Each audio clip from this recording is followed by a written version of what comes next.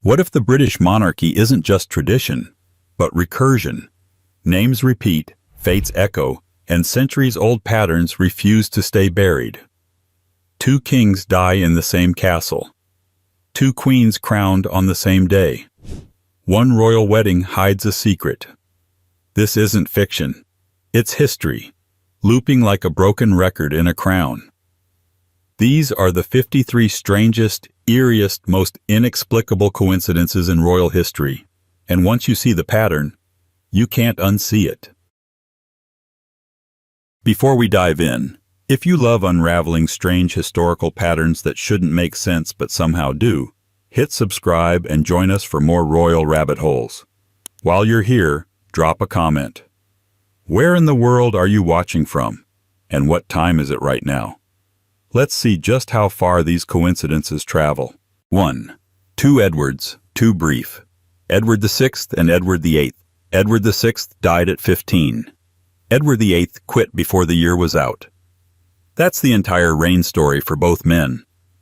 One snuffed out by sickness, the other by scandal.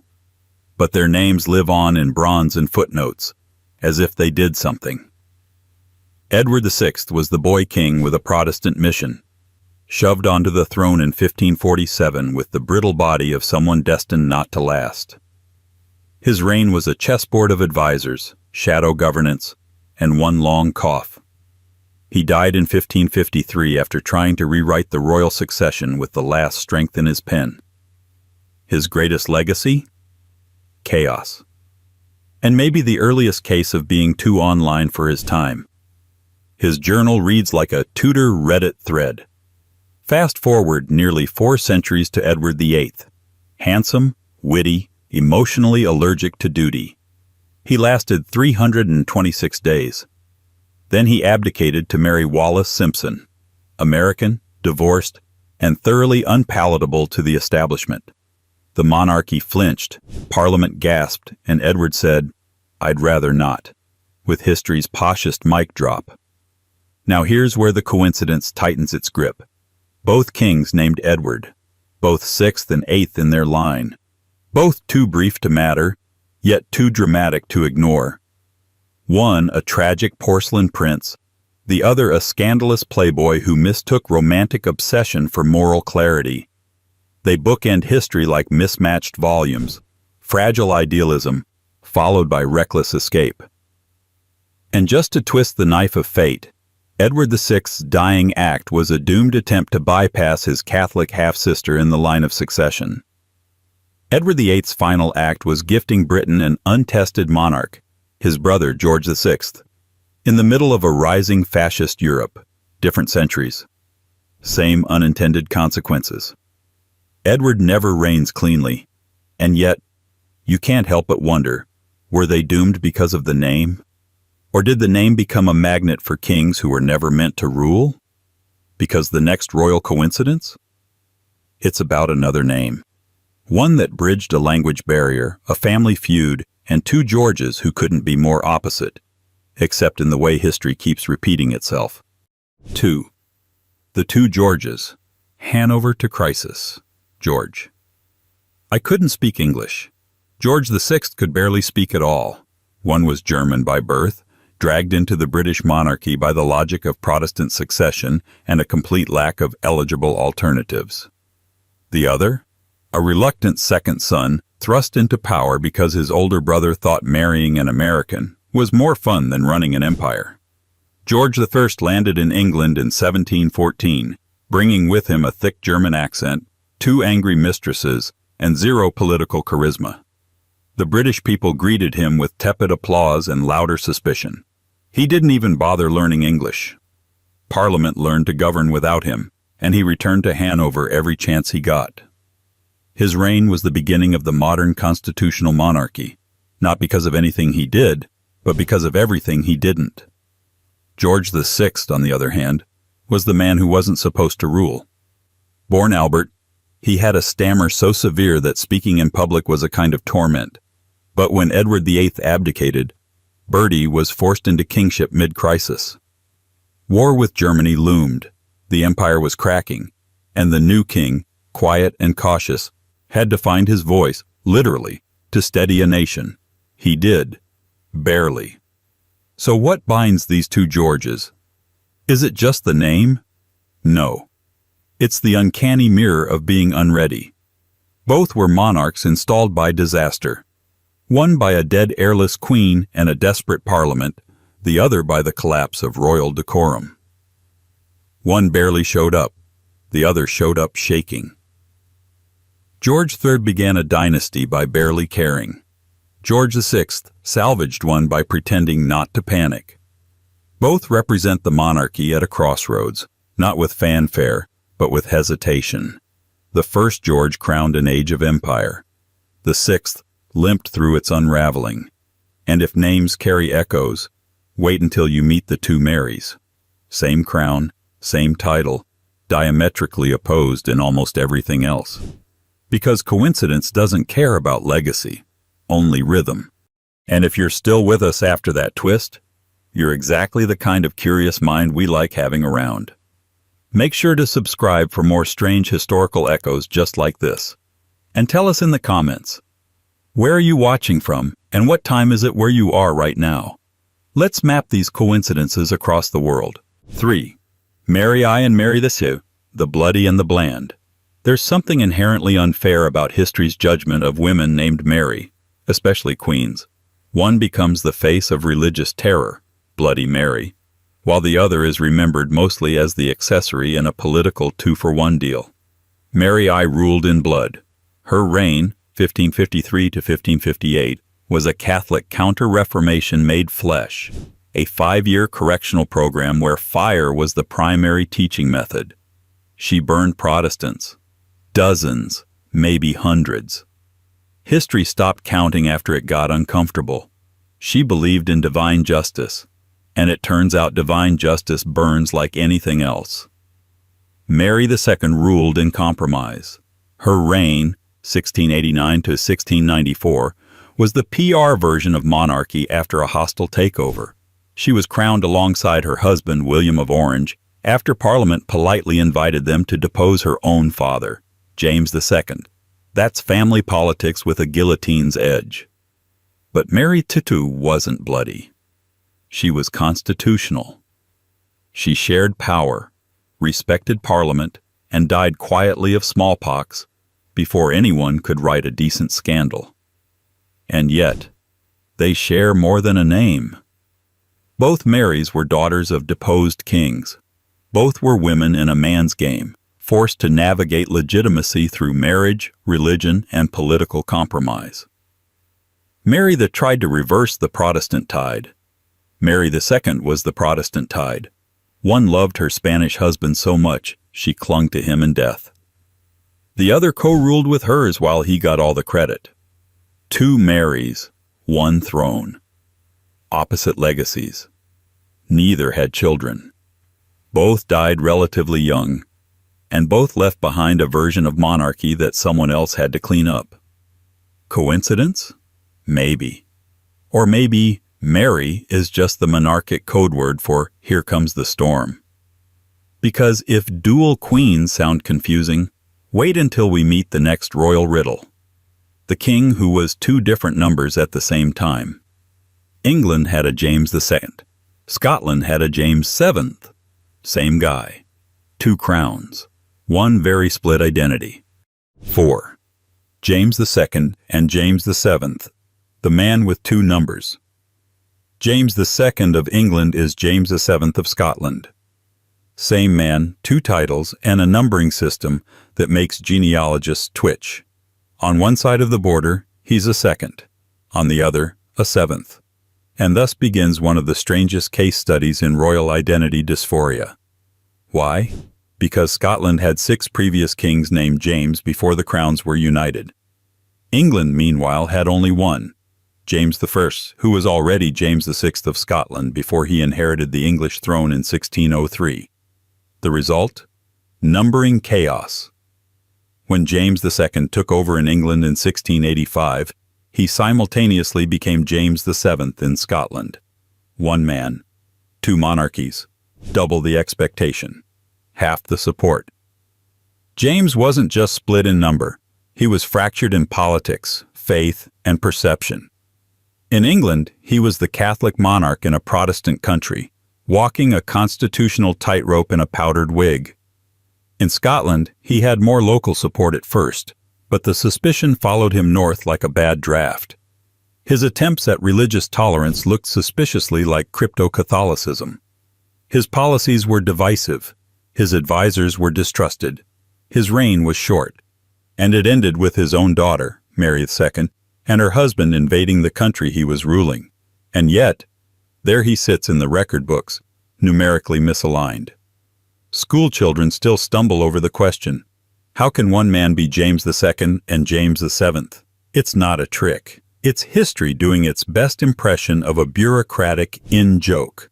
What makes this coincidence fascinating is not just the numbering, it's the psychological split it implies.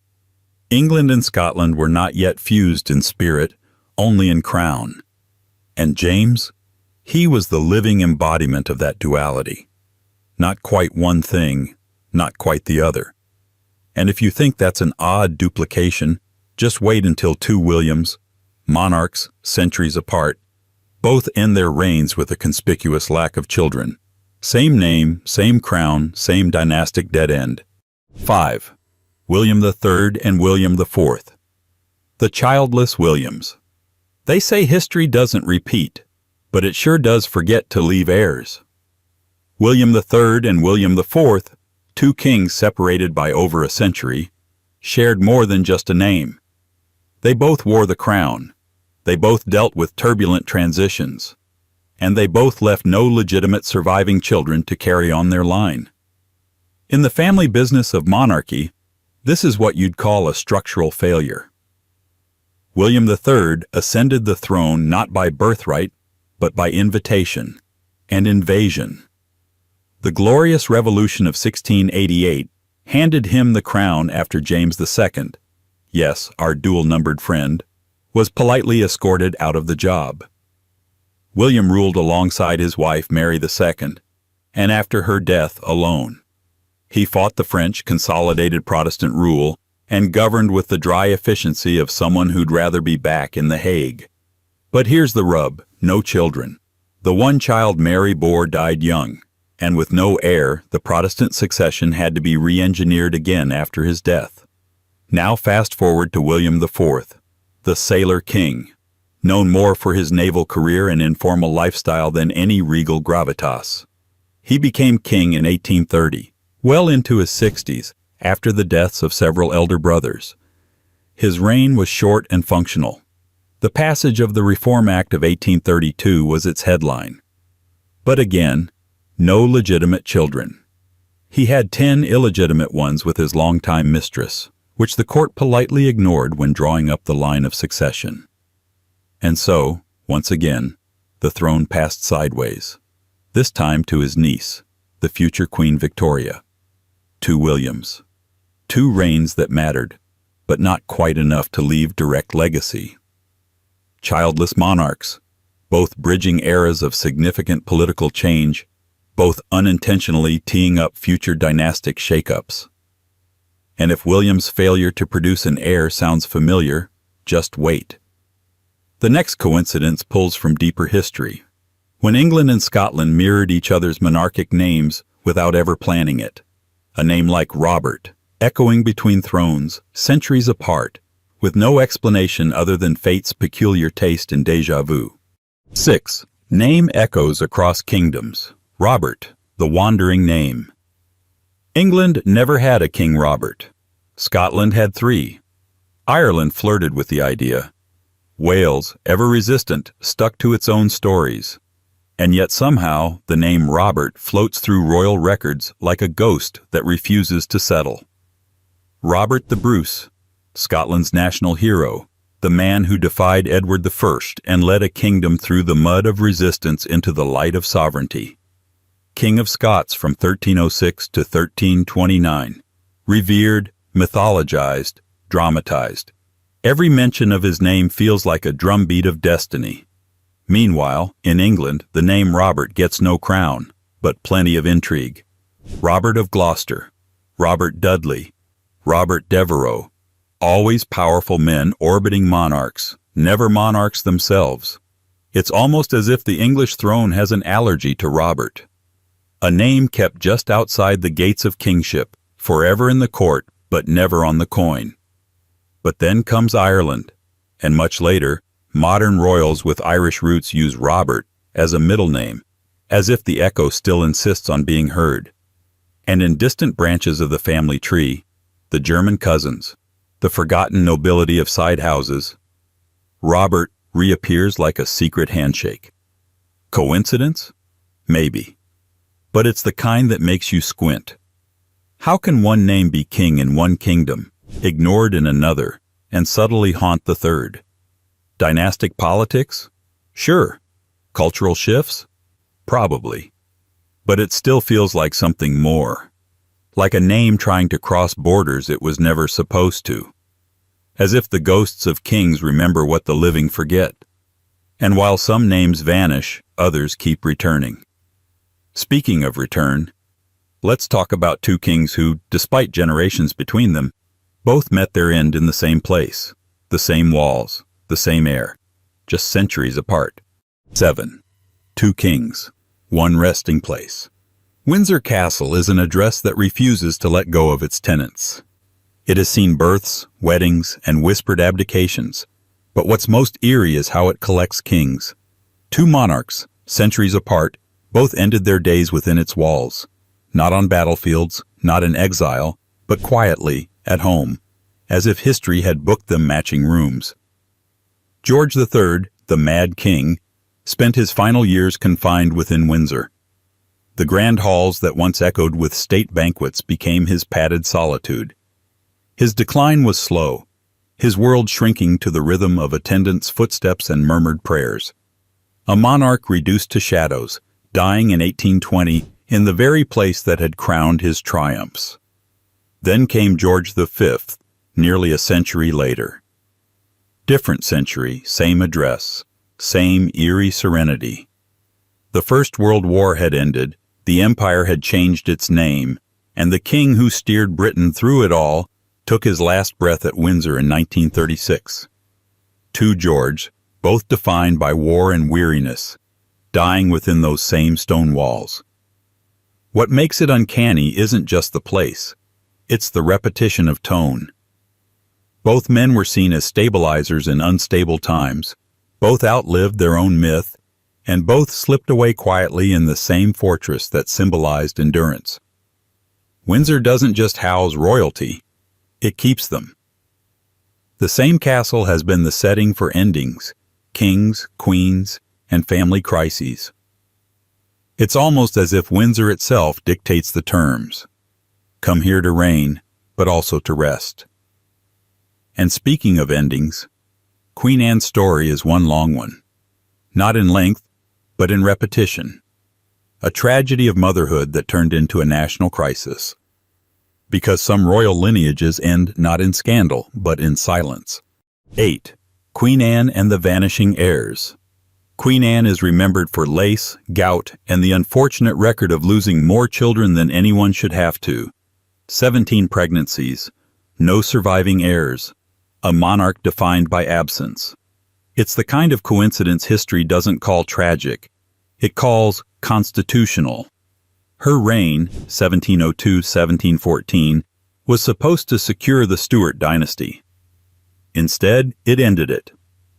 Every royal nursery she prepared became a shrine to another child who didn't live to inherit. Miscarriages, stillbirths, infant deaths, each one cutting not just into her heart, but into the national succession plan. When her last surviving child, Prince William, Duke of Gloucester, died at 11, Parliament went into administrative panic. And here's where the coincidence blooms into irony. Anne's entire reign was about union, the act of union to be exact, binding England and Scotland into Great Britain. Yet her own bloodline refused to unite with the future. She created a kingdom that outlived her, but couldn't create an heir who would. Her loss triggered the Hanoverian succession, importing George III from Germany, who barely spoke English but had the right religion. The dynasty shifted from the Stuarts to the Hanoverians, not through rebellion, but biology. The fall of one womb, the rise of another language. It's said that history moves through war and politics. But sometimes, it moves through coincidence. A queen who unites nations, only to lose her entire line. Her grief became the bridge between dynasties. And speaking of dynastic repetition, that bridge runs both ways. Because centuries later, another monarch would marry into the same family circle as one who came before, as if royal bloodlines couldn't resist their own reruns. 9. Marriage déjà vu. Royals and their recycled families. Royal marriage is supposed to be strategic, but over the centuries it's looked more like déjà vu. The same families, same alliances, same surnames, turning up like recurring guest stars in a very long-running show. Consider how frequently the British crown has doubled back into its own lineage. Cousins marrying cousins, alliances repeating like clockwork. One generation marries a German duchess for diplomacy. A century later, another does the same, for the same reason, from nearly the same house. The royal family tree looks less like a hierarchy and more like a circle trying to remember where it started. Queen Victoria famously played international matchmaker. Her descendants married into nearly every European royal family. But the pattern was older than her. Henry VIII married Catherine of Aragon, linking England to Spain. 2 centuries later, George III married Charlotte of Mecklenburg-Strelitz, linking Britain to Germany, again for stability, again with mixed results. Fast forward, and the echoes get louder. Prince Albert of Saxe-Coburg and Gotha, Victoria's husband, came from the same duchy as later royal consorts.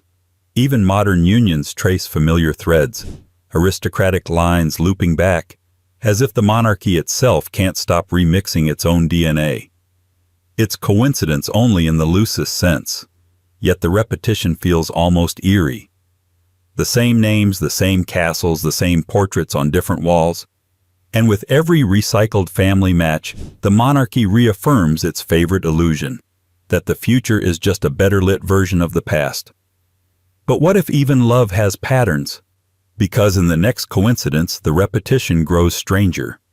Centuries apart, 2 royal consorts share not a family, but a name.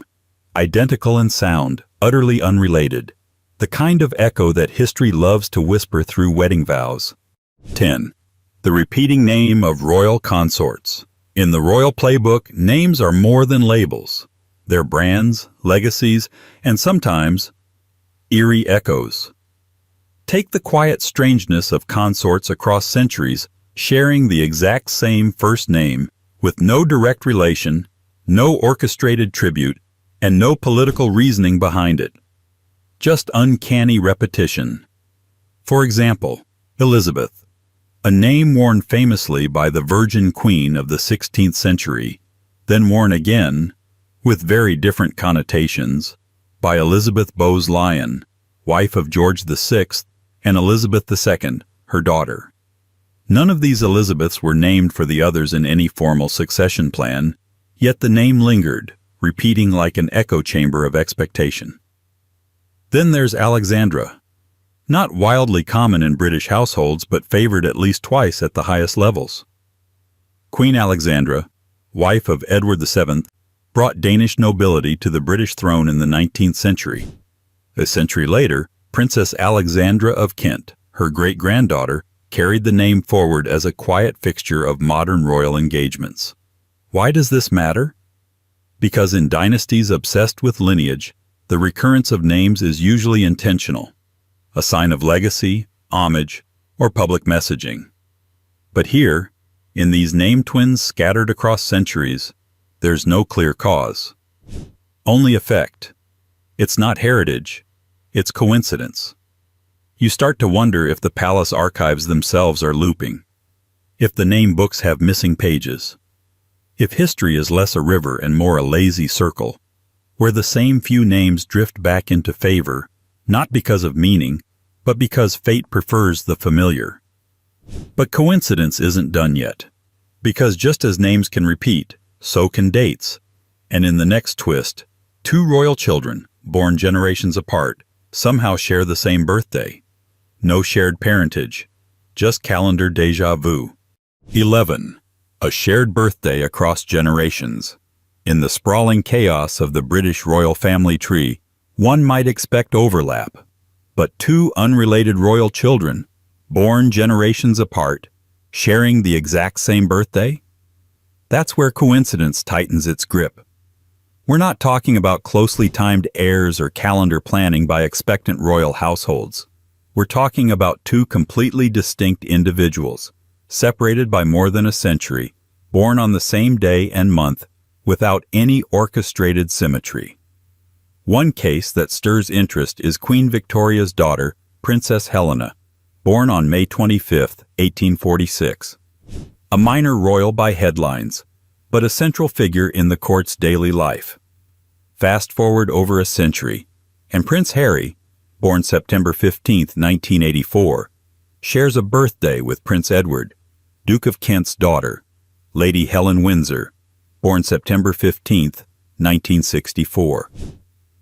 Different roles, different generations, same date.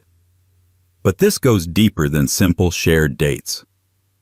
These birthday twins often follow eerily similar public arcs, strong-willed, semi-outsider roles within the family, or quietly significant during political shifts.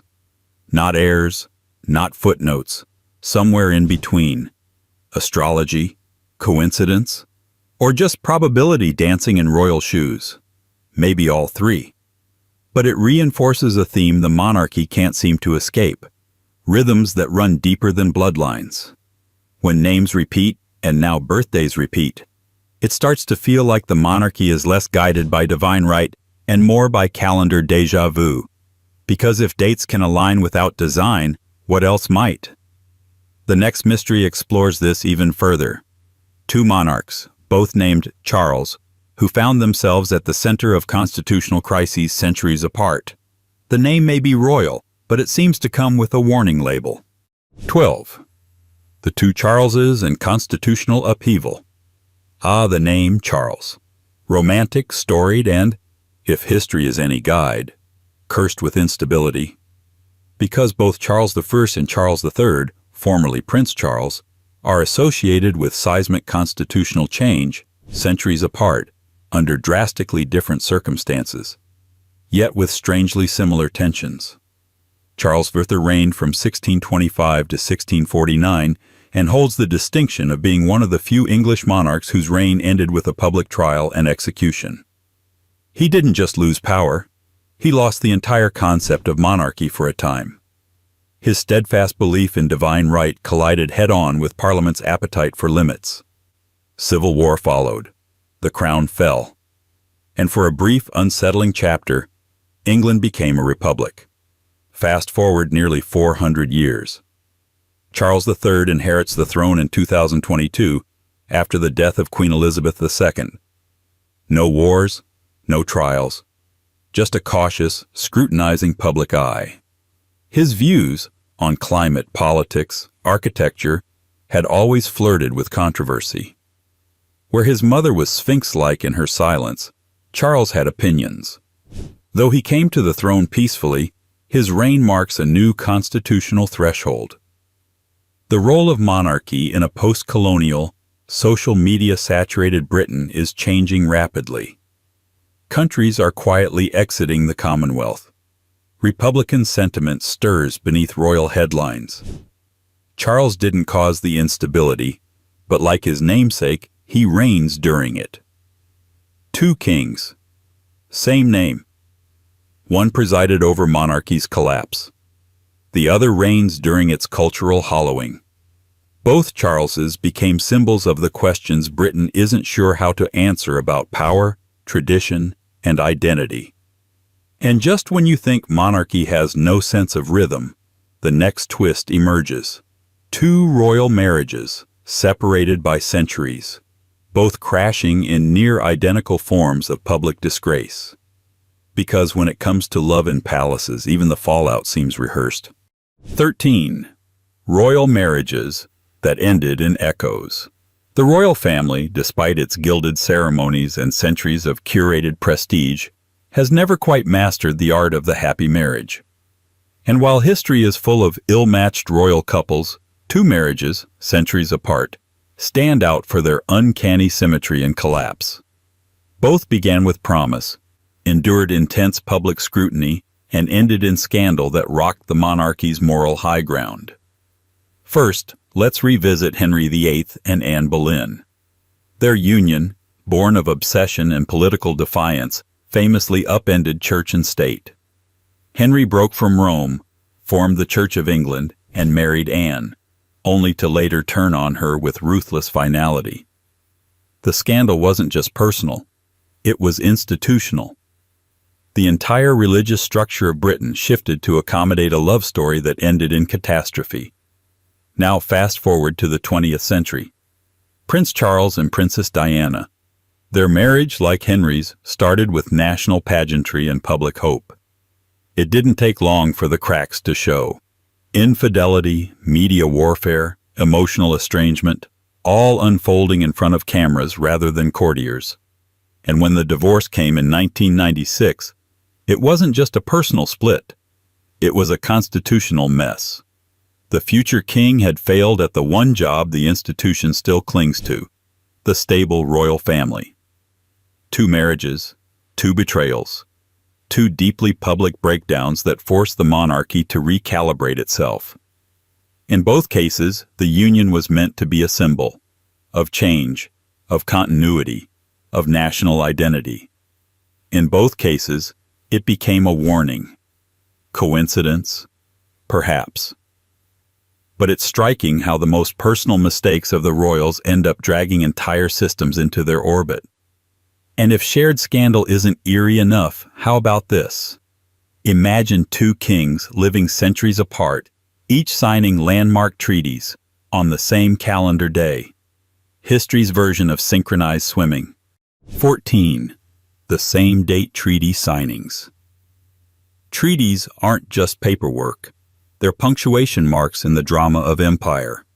Declarations of peace, surrender, or new world order. So when 2 monarchs, separated by centuries, signed major treaties on the same calendar date, it raised an eyebrow in every corner of the archivist world. First, consider the Treaty of Greenwich, signed in July 1543 under the reign of Henry VIII. A carefully arranged agreement designed to betroth his son, Edward VI, to the infant Mary, Queen of Scots. The goal? A dynastic merger of England and Scotland through matrimony rather than war. It didn't stick. Scotland rejected it. But the signature date remains a marker of Henry's long game, one that failed before it even began. Now jump forward to July 1543's peculiar echo. Centuries later, another king, George V, oversaw Britain's role in the Treaty of Versailles negotiations, formalized in June 1919 but involving months of planning, drafts, and diplomatic wrangling that landed key endorsements in the final week of June and into early July.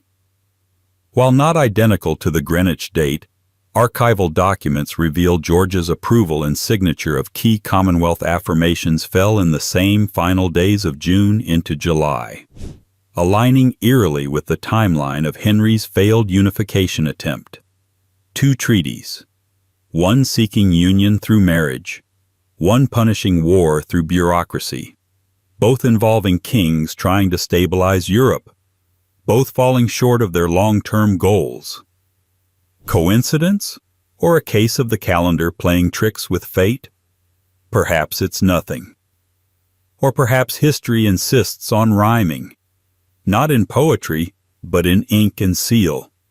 And if dates can repeat for treaties, what about coronations?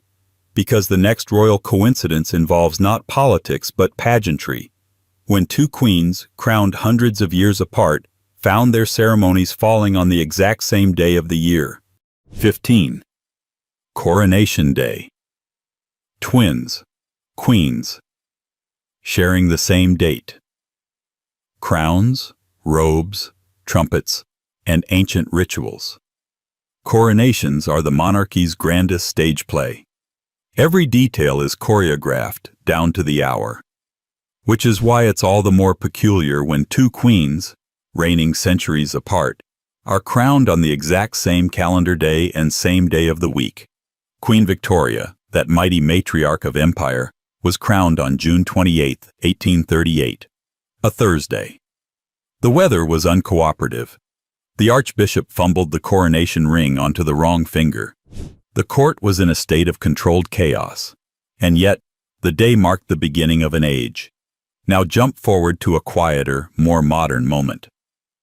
In a strange stroke of timing, Queen Elizabeth II's coronation was originally proposed for late June as well, ultimately landing on June 2, 1953.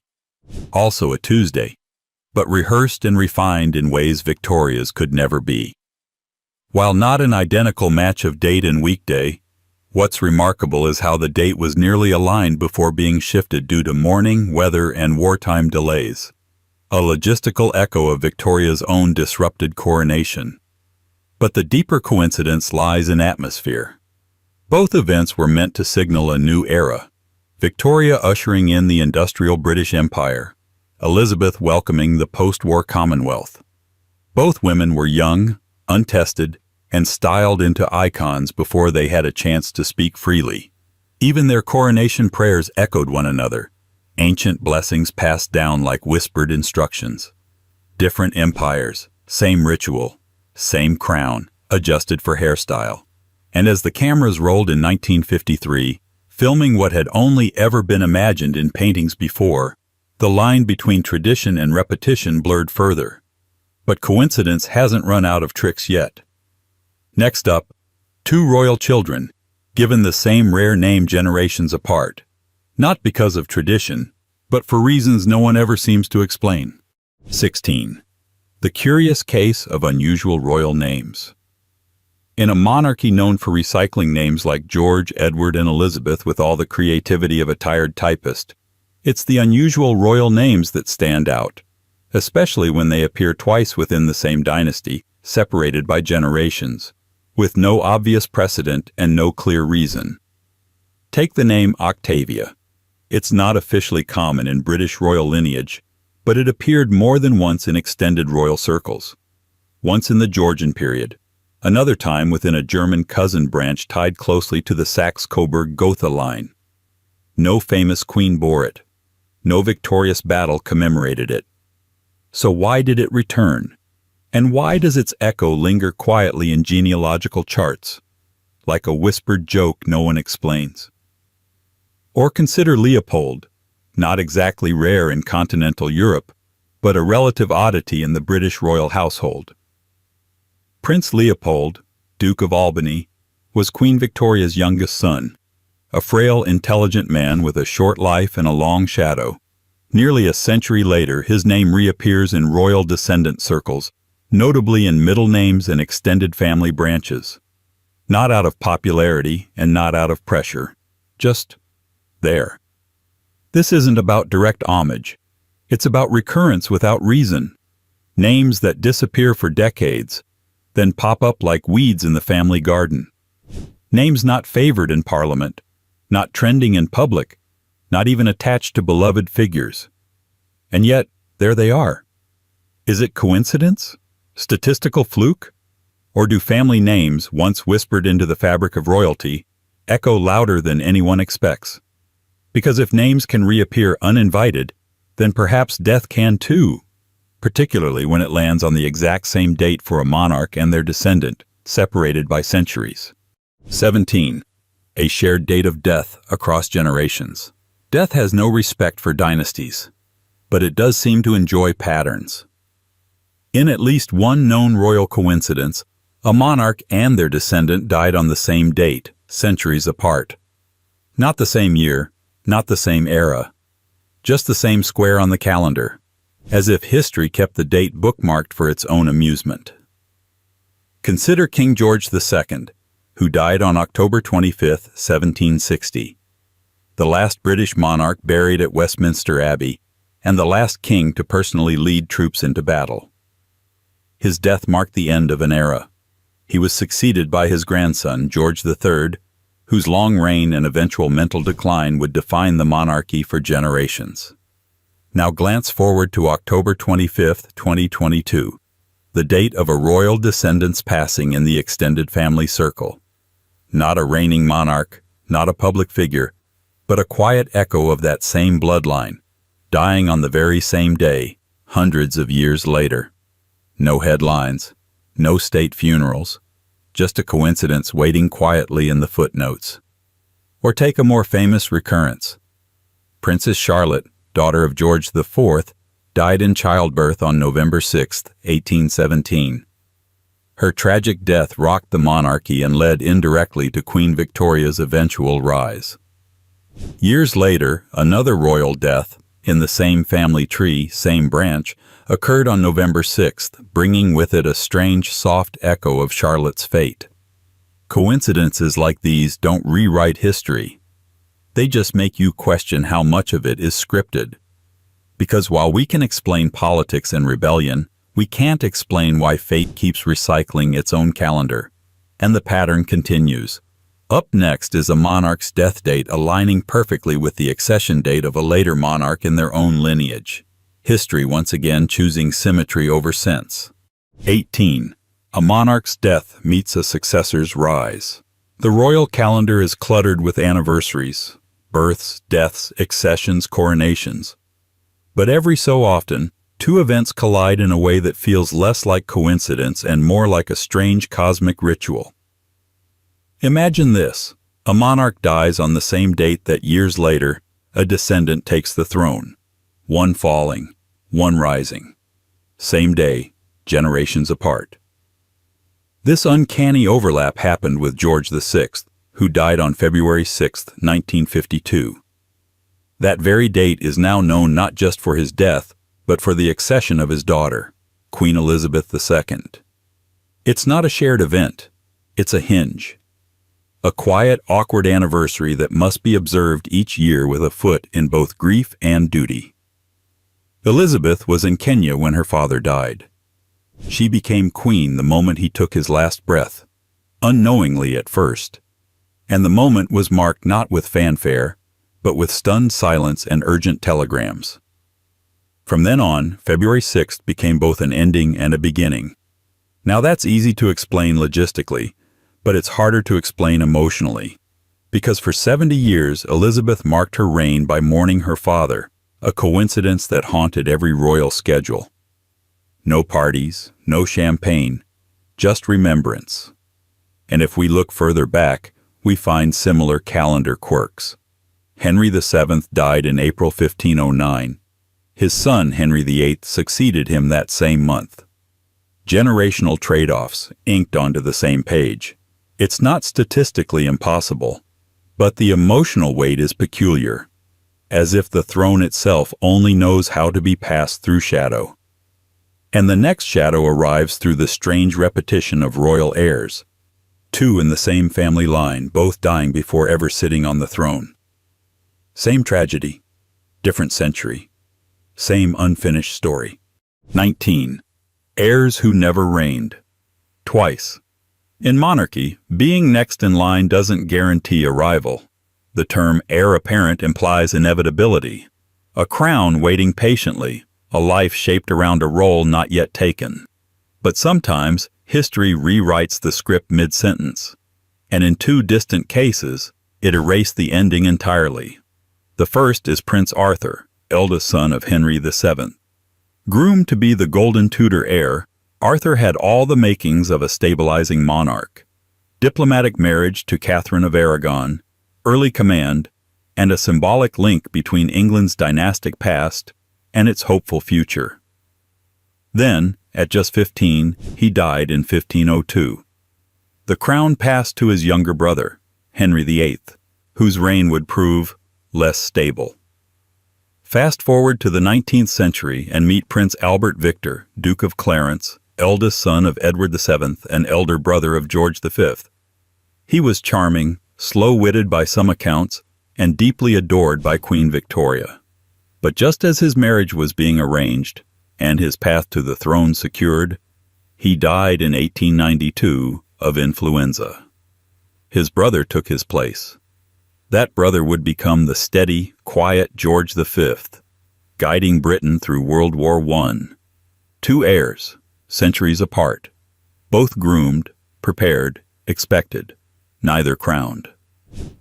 It's not the loss that's most striking. It's the unintended consequences.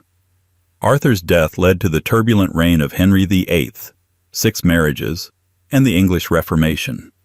Albert Victor's death gave Britain a monarch more suited to wartime stoicism than Edwardian extravagance, and the crown, in each case, didn't fall. It merely pivoted. But these patterns don't stop with sons. The next echo involves queens as regents, women who ruled in the name of their underage sons. Different centuries, different crises, but the same familiar silhouette, a mother on the throne holding it steady for a child not yet ready.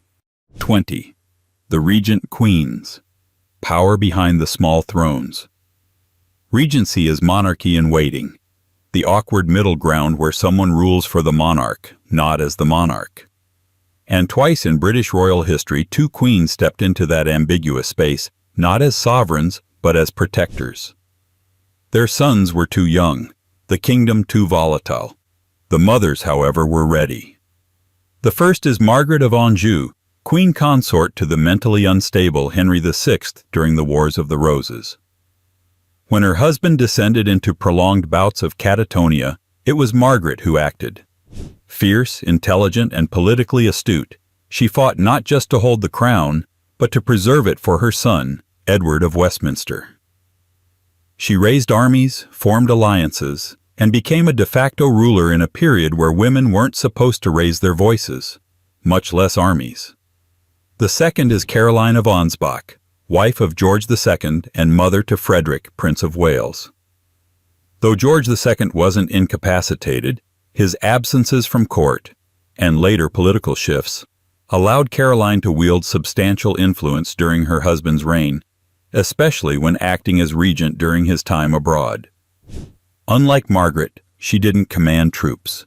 She commanded salons, ministers, and the delicate machinery of 18th century court politics.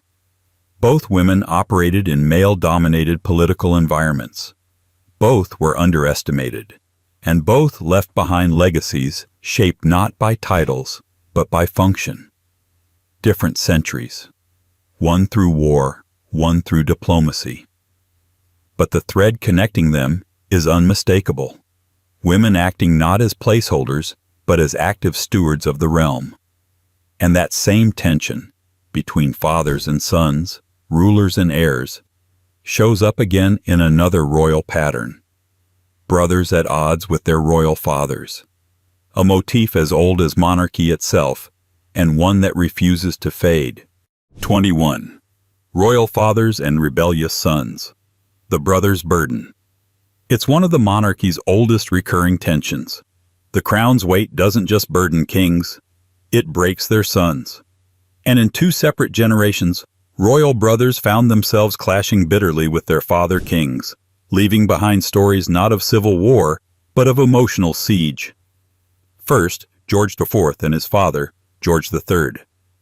The elder George was the image of duty and principle, while his son was extravagance and breaches. Their relationship was defined by open disdain. The father saw his son as reckless and shallow. The son viewed his father as repressive and out of touch. When George III's mental health declined, the younger George was appointed Prince Regent. A ruler in all but name. But even then, he resented the role, and the country resented him for resenting it. Their relationship never healed. Now shift forward to Edward VII and Prince Albert. Albert, the consort to Queen Victoria, was a man of intellect, order, and moral discipline. His son, Bertie, later Edward VII, was none of those things. The prince's flirtations, laziness, and general indifference toward duty horrified Albert. Their relationship deteriorated into a quiet cold war of expectations unmet. Albert died young, reportedly believing Bertie's behavior had hastened his end. In both stories, the sons eventually became kings, but not before becoming disappointments. And in each case, the monarchy survived not because of harmony, but in spite of its absence. Perhaps it's generational friction. Or perhaps it's something stranger, a pattern, repeating not through fate, but through some invisible rule of royal succession. That fathers build crowns, and sons knock them sideways before learning to wear them. And as those sons grew, so did the homes they inherited. Which brings us to our next echo. Royal residences. Reused, repurposed, and rediscovered across centuries as if stone could store memory. 22. Castles recycled. Royal residences across time. Royalty may move through time, but stone doesn't forget. Across the centuries, certain castles and palaces have hosted vastly different moments in royal life, used once by a monarch for governance or pleasure, then again by a distant descendant for a completely different kind of memory. Take Windsor Castle. Used as a fortress by William the Conqueror, it evolved into a preferred royal residence under Edward III, a political stronghold under Henry VIII, and later a refuge for Queen Victoria.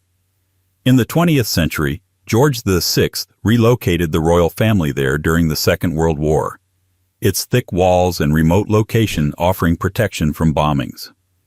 And then, decades later, Elizabeth II made Windsor her preferred home during the COVID pandemic, not out of tradition, but practicality. Or consider Holyrood Palace in Edinburgh. Once the home of Mary, Queen of Scots, it saw the birth of political schemes, religious conflicts, and violent confrontation. Her chambers, still open to tourists, echo with scandal.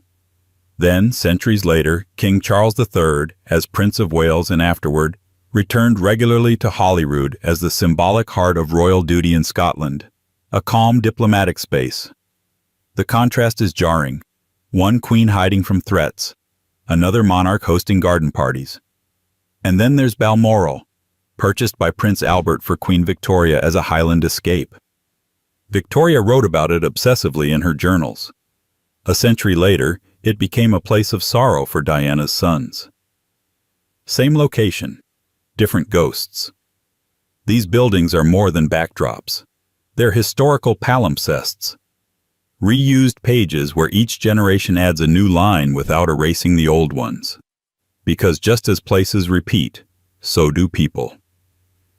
In the next twist, two monarchs from the same dynasty share not only an uncommon first name, but a troubling legacy. Their reigns both marked by disillusionment, dysfunction, and descent into political turmoil. 23. The Troubled Edwards. Shared names, shared chaos. You'd think monarchs would learn from their namesakes. But when two kings from the same dynasty share the name Edward, and both preside over deeply troubled reigns, it becomes harder to argue that names are just tradition. Sometimes they feel like omens. Start with Edward II. Crowned in 1307, he was the classic case of a king in the wrong job. Disinterested in warfare, overly reliant on favorites, most famously Piers Gaveston and later Hugh Despenser, and alienated from his barons, Edward's reign spiraled into rebellion, imprisonment, and, eventually, deposition. His downfall was complete. He was officially replaced by his own son. Now, look at Edward VIII. Crowned only in theory, he abdicated before his coronation. His reign in 1936 lasted less than a year. His romance with Wallis Simpson, a divorced American, clashed with the expectations of church, state, and empire. Faced with a constitutional crisis, Edward chose love over duty and walked away from the throne, leaving his brother to pick up the pieces on the brink of war. Both Edwards were out of step with their roles. Both caused institutional anxiety. Both left behind legacies defined not by leadership, but by collapse.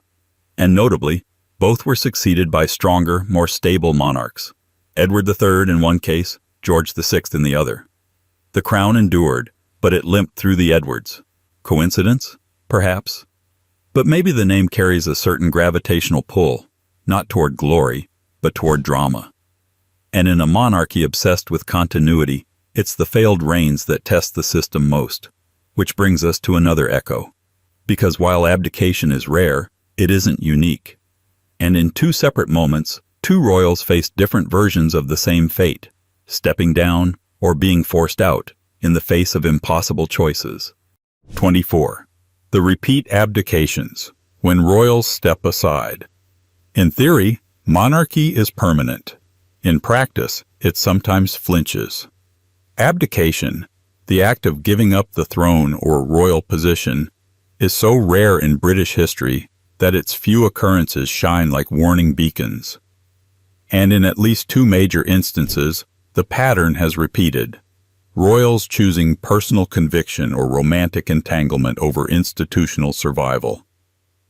The first, of course, is Edward VIII.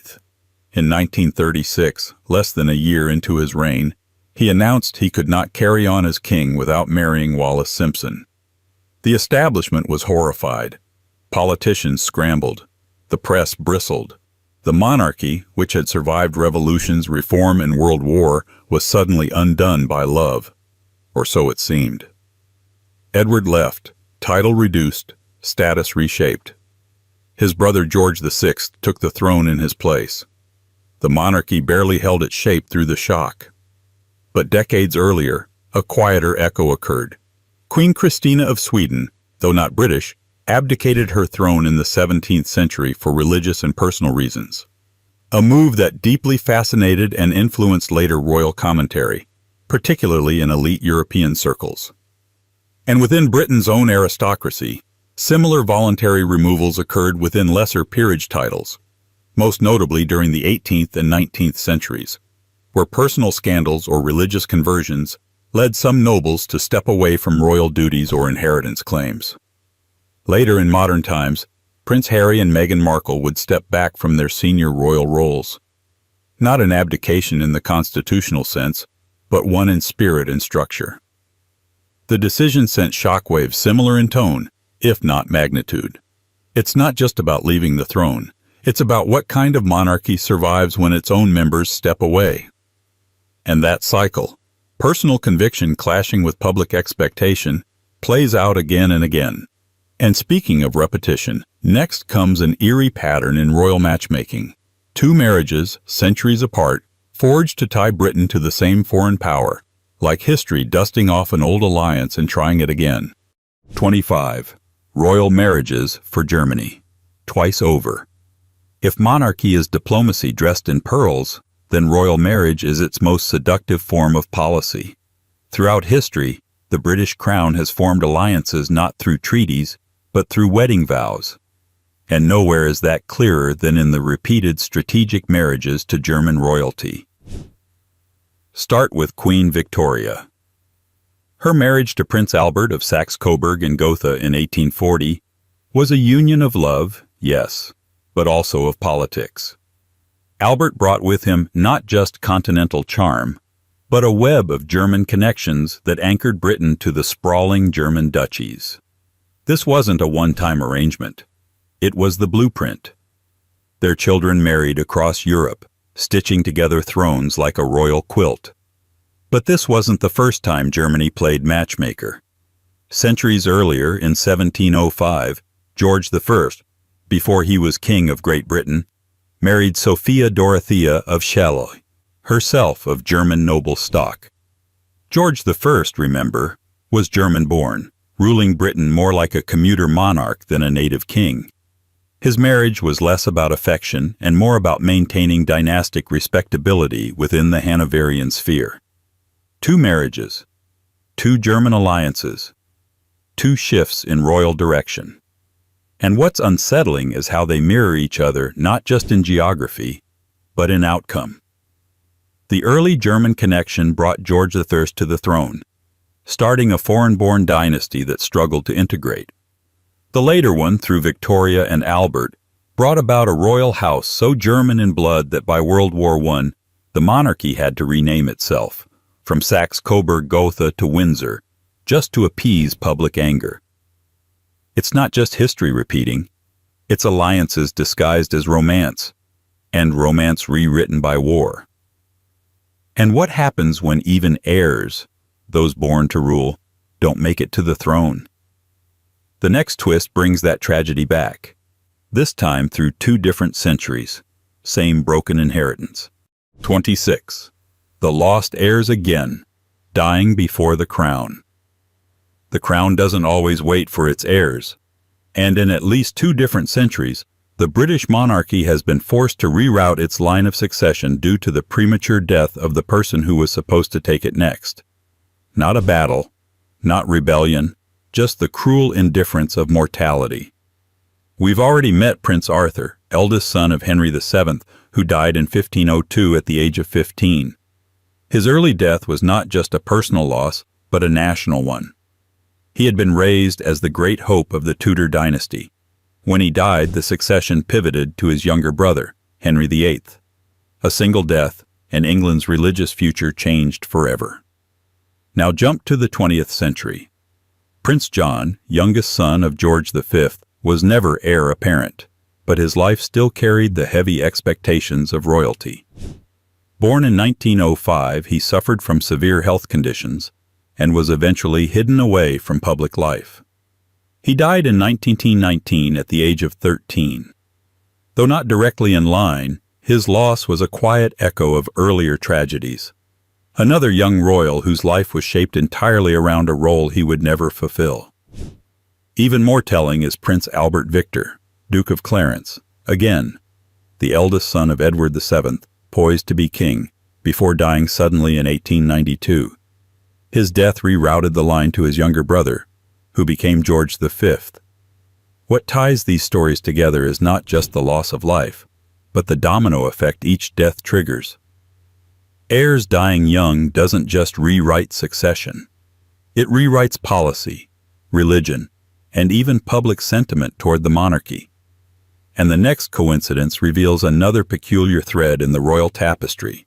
Monarchs with the same regnal number, centuries apart, who both died childless, leaving the throne to scramble for its next chapter. 27. The numbered kings with no heirs. You might think sharing a regnal number is no big deal, just a matter of historical sequence. But when 2 monarchs, both labeled with the same Roman numeral, both die without heirs, the coincidence begins to look suspiciously like a pattern. Take Richard II. Crowned in 1377 at just 10 years old, he ruled through adolescence and crisis.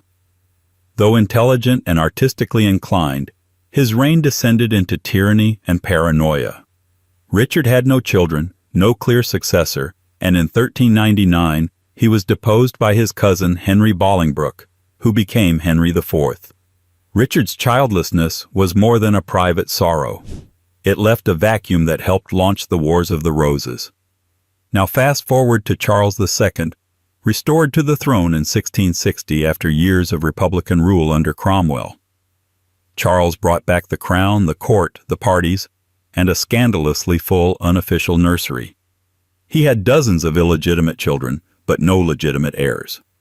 When he died in 1685, the crown passed to his brother James II, launching another wave of instability that ended with the Glorious Revolution. Richard II and Charles II, both childless. Both ended their reigns in political turmoil. Both forced the monarchy into uncomfortable transitions, one through deposition, the other through dynastic crisis. And just to deepen the symmetry, both were second of their name. Both ended long dynastic stretches, Plantagenet for Richard, Stuart for Charles. What does it mean when the twos leave no legacy? Maybe nothing. Or maybe, just maybe, history saves its cruelest ironies for those whose titles imply continuation, while fate ensures they'll be the final word. And if regnal names carry legacy, so do sacred symbols. Next, we explore how the same sacred object, used in coronations centuries apart, creates a thread that ties monarchs together in ways no law ever could. 28. The sacred object. Shared coronation relics. Across centuries, in a monarchy obsessed with tradition, symbols matter, and perhaps none more than the sacred objects, the crown jewels, the orb, the scepters, that accompany each coronation. They aren't just props. They're heirlooms of authority, passed not from parent to child, but from monarch to monarch, across generations and centuries. And in at least 2 remarkable coronations, the same sacred object, an ancient artifact of kingship, was used to crown rulers from the same lineage, as if time hadn't passed at all. Take the St. Edward's crown. Originally made for Charles II in 1661 after the Restoration, it replaced the medieval crown destroyed by Cromwell's regime. But its name and its legend go further back, to Edward the Confessor, the pre-Norman king turned saint, whose sanctified legacy still haunts the British royal image. This crown, impossibly heavy with gold and symbolic burden, is used only at the moment of coronation. It crowned Charles II. It crowned George V. It crowned Elizabeth II. And recently, in a spectacle of both historical reverence and modern broadcast, it crowned Charles III. 4 centuries. Same lineage, same relic. But it's not just the crown. The Stone of Scone, the legendary coronation stone of Scottish kings, has been used for British monarchs since Edward I stole, or liberated, it in 1296. For centuries it rested beneath the coronation chair in Westminster Abbey. It was returned to Scotland in the 1990s, but with one key condition. It must be brought back for future coronations. Which it was, again, for Charles III. The stone, the chair, the crown. They return, unchanged, while the monarchs age, die, and are replaced. The same object that touched Charles II's scalp in the candlelight now touches Charles III's under digital glare. It's not just tradition, it's recursion. A monarchy not built on renewal, but on exact repetition. And speaking of repetition, the name may stay the same, but the policies can be wildly different. The next echo? 2 monarchs of the same dynastic house who changed the very structure of faith and government, one with fire, the other with legislation. 29. Reformers from the same line, church and constitution. Some royal coincidences are aesthetic. Others shake the foundations of the nation. In 2 striking instances, monarchs from the same dynastic house presided over transformations that changed the course of British religion and governance, not because they wanted to, but because the times demanded it. First, Henry VIII of the Tudor dynasty. Everyone remembers the marriages. 6, if you're counting, but the most lasting legacy wasn't personal scandal. It was institutional schism. When the Pope refused to annul Henry's marriage to Catherine of Aragon, Henry didn't just remarry. He broke England from the Catholic Church entirely, creating the Church of England. It wasn't just a divorce. It was a redefinition of royal power. The king was no longer just chosen by God. He was now above the Pope. Centuries later, another monarch from the royal line faced an entirely different crisis, not religious, but constitutional. George V, great-grandson of George III, reigned during the constitutional crisis of 1910 to 1911. The issue: the House of Lords refused to pass a budget proposed by the Liberal government. Parliament teetered on the edge of collapse. The solution? George V threatened to flood the House of Lords with new Liberal peers to force the bill through. It worked. The result was the Parliament Act of 1911, dramatically reducing the Lords' power and altering the constitutional landscape. 2 monarchs. Same institution. Different centuries. Both altered the fundamental relationship between crown, government, and church. One did it to remarry. The other did it to save democracy. They weren't revolutionaries. They were reluctant reformers. But the dynastic coincidence, same royal bloodline, same appetite for upheaval, centuries apart, is hard to ignore. And while reform leaves paper trails, death and rebellion leave something messier. The next coincidence brings together 2 brutal events, each one tied to a monarch, both unfolding on the same day of the year, centuries apart. 30. Royal death and rebellion on the same date. The royal calendar is thick with coincidence, births, deaths, and weddings all neatly indexed. But every now and then, two seismic events land on the same date, separated by centuries, without rhyme or intention. Just cold symmetry. One such pairing? A monarch's death and a civil uprising, both happening on the same day of the year. Let's start with Charles I.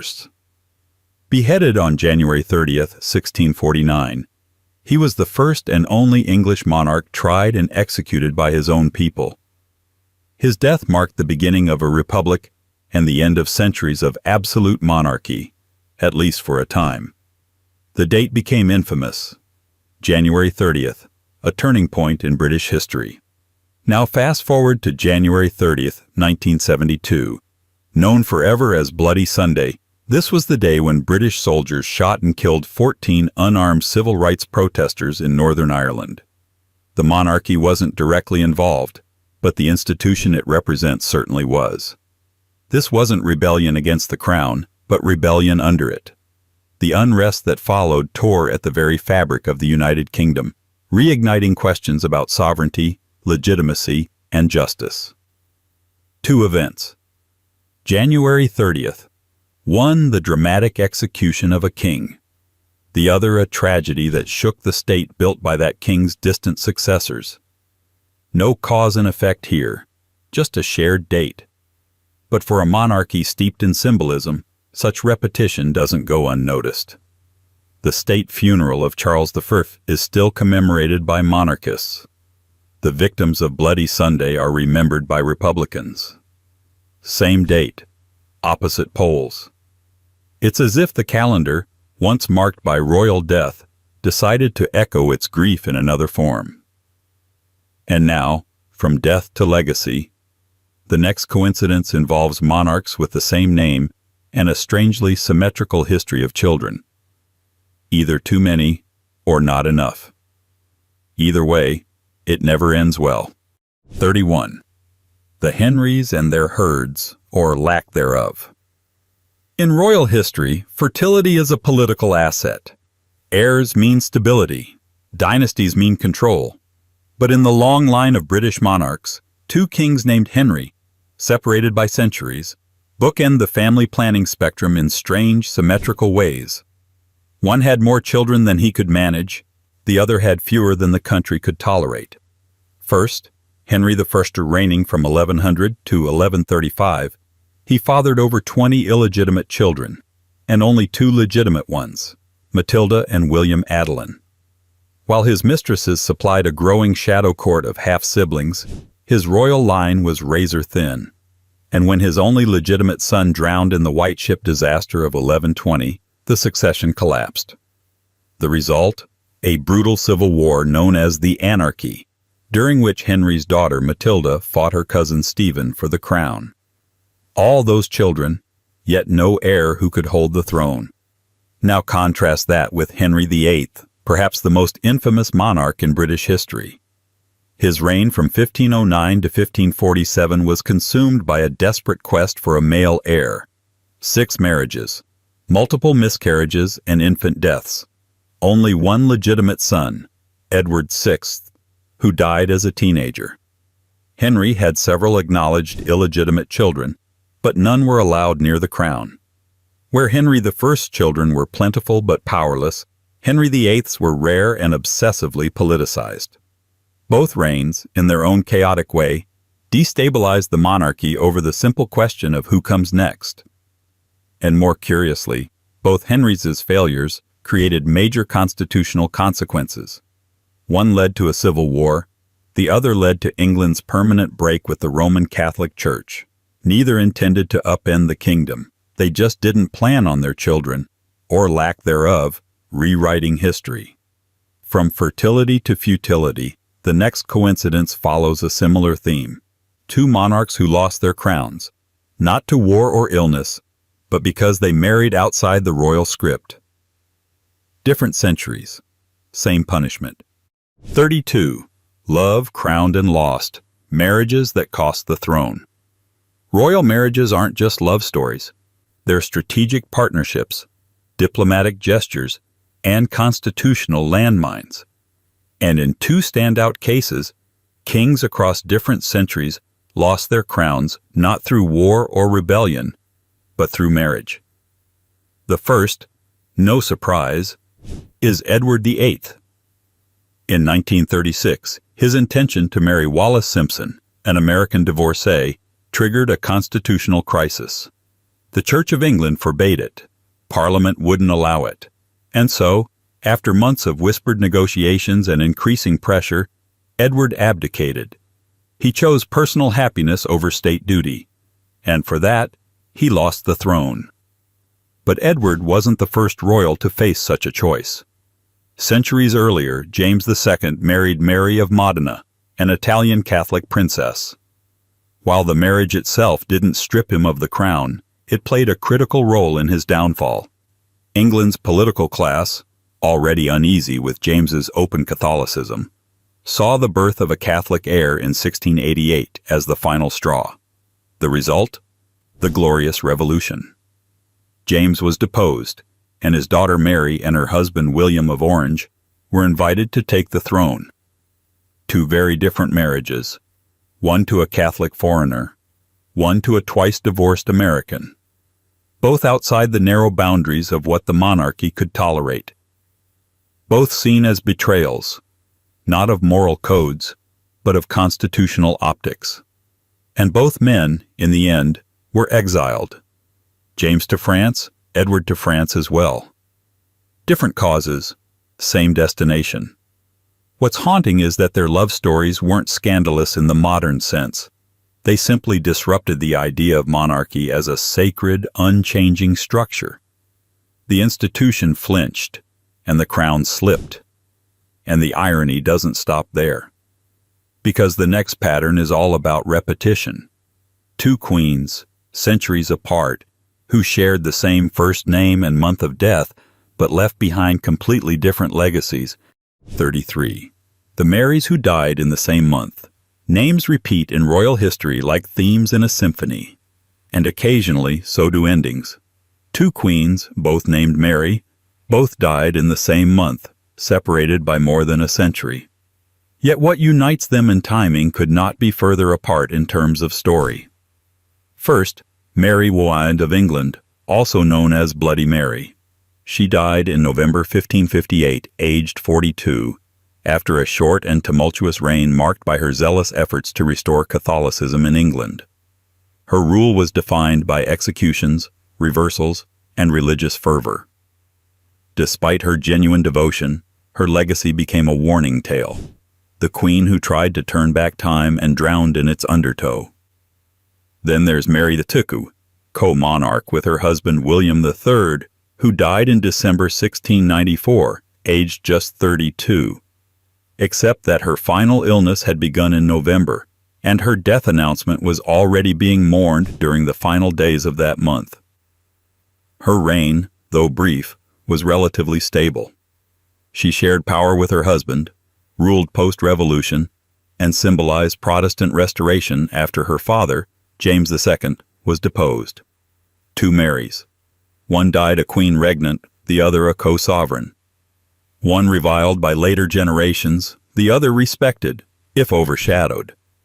Yet both died young, both without surviving children, and both passed in November's shadow, the month when autumn dies and history prepares to hibernate. It's tempting to see this as simple coincidence. But when the same names, same seasons, and same childless endings emerge from such different reigns, one begins to suspect a pattern of poetic cruelty, as if the monarchy writes its tragedies with recurring character names. And the next one? It's more than poetic. It's liturgical. Two kings crowned centuries apart on the feast day of the same saint. Because sometimes the calendar doesn't just repeat, it insists. 34. Saintly scheduling, the feast day coronations. In monarchy, timing is everything, and sometimes that timing feels oddly divine. Twice in British royal history, kings have been crowned on the feast day of the same saint, centuries apart. Not for any obvious symbolic alignment, not out of religious precision, but by what appears to be sheer, haunting coincidence. The first, King Henry IV, crowned on October 13, 1399. It was a politically loaded coronation. He had just deposed Richard II, and England sat on the edge of legitimacy panic. The date? The feast of St. Edward the Confessor, a king-turned-saint whose cult loomed large in the medieval royal imagination. Edward the Confessor was the image of holy kingship, celibate, pious, politically restrained. Everything Henry IV was not. Whether the timing was chosen or stumbled into, the contrast was sharp. Now jump forward over 5 centuries to October 13, 1951, when Prince Charles, now King Charles III, was formally invested as Prince of Wales in a symbolic act that echoed a coronation, with royal regalia, blessings, and ceremony. Though not a full crowning, the event was steeped in ritual and public theater, and once again it fell on the feast of St. Edward the Confessor, a king-in-waiting, raised up symbolically on the same saint's day as a usurper centuries earlier. 2 royal ceremonies, same date, same saint, very different men.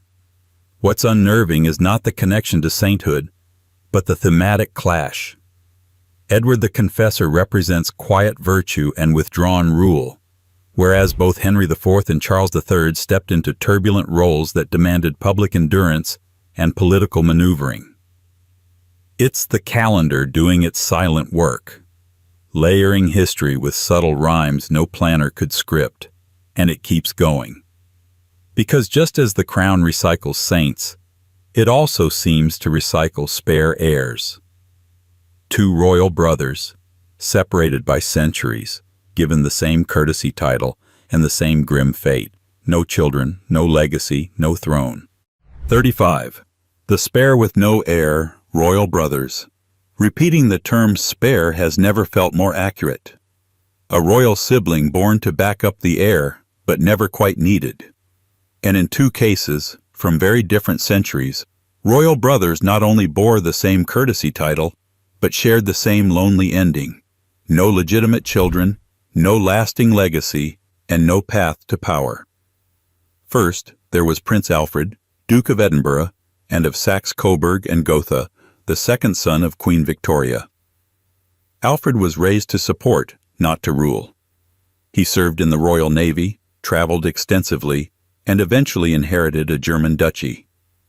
But his only son, also named Alfred, died tragically young, leaving him without a surviving male heir. When Alfred died in 1900, the line of succession for his title ended abruptly, and his branch of the family quietly faded from prominence. Then rewind several centuries to Thomas, Duke of Clarence, younger brother to King Henry V. Thomas was a military man, loyal to his kingly brother and styled as a commanding figure during the 100 Years' War. He died in 1421 at the Battle of Bougé in France, childless and far from home. His death was both a strategic blow and a dynastic dead end.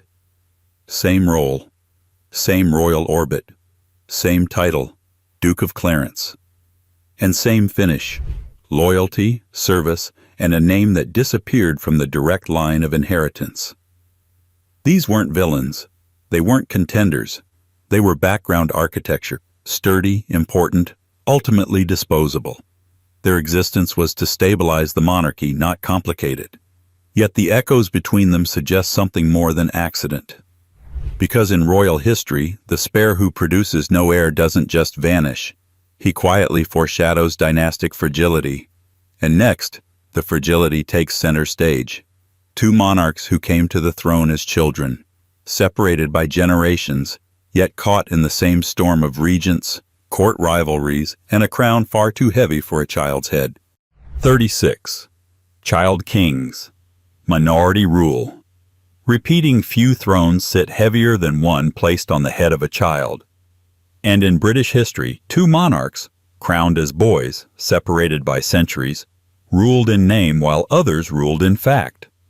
Their lives were dominated by advisors, factional intrigue, and the invisible weight of power they couldn't yet wield. And despite the centuries between them, their stories play out in parallel. The first is Edward VI, crowned at age 9 in 1547. The son of Henry VIII and Jane Seymour, he inherited a religiously fractured kingdom, still reeling from the English Reformation. His reign was dominated by regents, first Edward Seymour, then John Dudley, both of whom used the boy king's name to push their own policies. Edward was devout, sharp, and politically inclined, but he was young, too young. He died at 15, having never truly ruled, and his death triggered a violent succession crisis. The second, Henry III, crowned in 1216 at age 9 as well, during the chaos of the First Barons' War.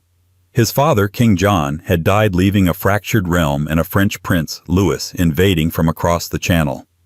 Henry's early reign was guided by the Earl of Pembroke, William Marshal, and later by others far more ambitious. His long reign would eventually stabilize, but the early years were marked by rebellion, manipulation, and deep court paranoia. Two child kings, two uneasy regencies, two crowns shaped more by the people around them than by their own will. The pattern isn't accidental. It's structural. A child monarch is an invitation for power struggles, and both Edward and Henry spent their boyhoods as symbols in other men's games. And the next twist? It's not age that shortens a reign, it's fate. Because up next, two kings, both with brief reigns, both sharing the same name, and both swallowed by history before they could leave a mark. 37. The short reigns of the same name kings. In the vast scroll of monarchs, some reigns stretch over decades, shaping eras and empires. Others barely flicker before being extinguished. And in the strangest of symmetrical footnotes, two British kings, separated by time but linked by name, reigned for only a brief moment, their rules defined more by their brevity than their impact. The first is King Edward V. Crowned in name but never in ceremony, he holds the dubious title of one of England's shortest reigning monarchs. Declared king upon the death of his father, Edward IV, in April 1483, Edward V was just 12 years old when he ascended. But he never reached his coronation. He and his younger brother Richard were lodged in the Tower of London and never seen again. Theories abound, but what's undeniable is that his reign lasted just over 2 months. A blip swallowed by the rise of Richard III. Fast forward to the 20th century and meet Edward VIII, whose reign in 1936 lasted 326 days. Unlike his namesake, he was an adult, charismatic, educated, independent. But he fell in love with Wallis Simpson, and that romance triggered a constitutional crisis. Choosing personal happiness over the throne, he abdicated before he was ever crowned. Like Edward V, his reign ended not with a coronation, but with a disappearance, this time into exile. Two kings, both named Edward, both with reigns too short to build legacy, too controversial to be purely tragic, and too mysterious to be easily explained. Neither was crowned. Both were swept aside by forces larger than themselves, one by ambition and political maneuvering, the other by his own refusal to bend to public expectation. History remembers them more for not ruling than for ruling. Their reigns exist in a kind of royal negative space, important precisely because of what didn't happen. And the next story folds that theme into stone and ceremony. A royal palace used for death in one century becomes the setting for joy in another. Same walls, different page in the script. 38. A palace for mourning, then a palace for marriage. Royal residences are more than buildings. They are witness boxes, and sometimes they hold on to memories a little too well. In two distinct centuries, the same palace was the backdrop to two very different scenes. First, a monarch's death. Later, a royal wedding. Same structure, same dynasty, entirely opposite moods. Let's begin with Kensington Palace, the 18th century favorite of the Georgian monarchs. In 1760, it became the place of final retreat for King George II. He died there, quietly and without fanfare. His passing marked the end of a line. The last British monarch born outside the British Isles, and the last to be buried at Westminster Abbey. Kensington, once bustling with courtiers and powdered intrigue, fell into a more somber role, a house where power faded. Now jump to 2011 when Prince William and Catherine Middleton, now the Prince and Princess of Wales, took up residence in apartment 1A at Kensington after their marriage. Their union was televised, celebrated, streamed across the world, the opposite of George II's hushed exit. The palace was polished and reimagined, the very walls scrubbed of memory. The same building that once muffled deathbed whispers now echoed with photographers and wedding portraits. It's more than renovation. It's narrative reversal. The monarchy, in reusing these palaces, creates an illusion of continuity, but the emotional content never matches. The same windows that looked out over a king's final breath also watched the golden-hued smile of a newlywed duchess. The palace endures. The stories do not. Or perhaps they simply rearrange themselves. And so it continues. The next strange overlap doesn't involve buildings, but names once buried in history. Two monarchs sharing the same middle name, appearing across a gap of generations, as if the royal family had a secret language only the bloodline could hear. 39. Echoes in the middle. Repeated royal middle names. First names are for crowns and titles. Middle names are for legacy, memory, and, occasionally, something stranger. In 2 different centuries, 2 British royals were given the same middle name, not because of immediate lineage or homage, but out of some deeper echo within the family tree.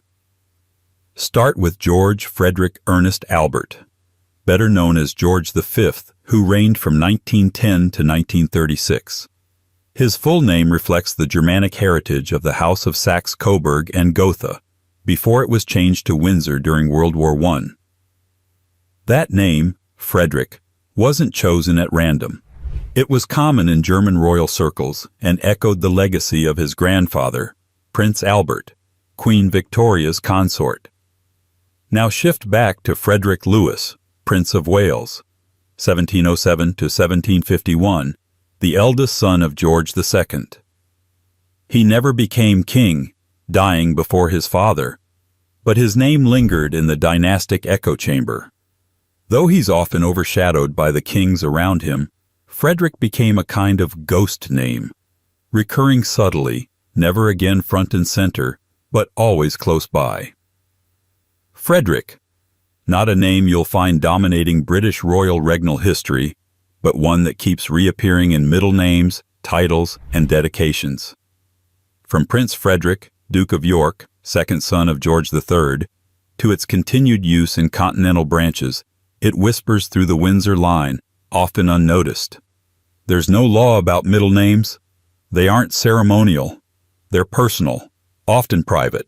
And yet, when the same one keeps surfacing, across centuries, across contexts, you start to wonder if it's more than a quirk. It's as if the name itself refuses to disappear. And next, that refusal to disappear takes a more intimate shape. 2 royal weddings, separated by time, marked by the same curious detail. A pregnancy, either just beginning or just revealed. Coincidence? Or monarchy moving faster than its own protocol? 40. The pregnant brides. History's royal head start. In a world where timing is everything and appearances matter more than most admissions, royal weddings are staged to convey precision, virtue, and control. So when the royal bride is already expecting, or rumored to be, before the ink on the marriage certificate is dry, it disrupts the narrative. And twice in British royal history, separated by centuries, that disruption occurred with eerie symmetry. The first notable case, Princess Anne, daughter of Queen Elizabeth II. In 1973, she married Captain Mark Phillips in a lavish ceremony watched by millions.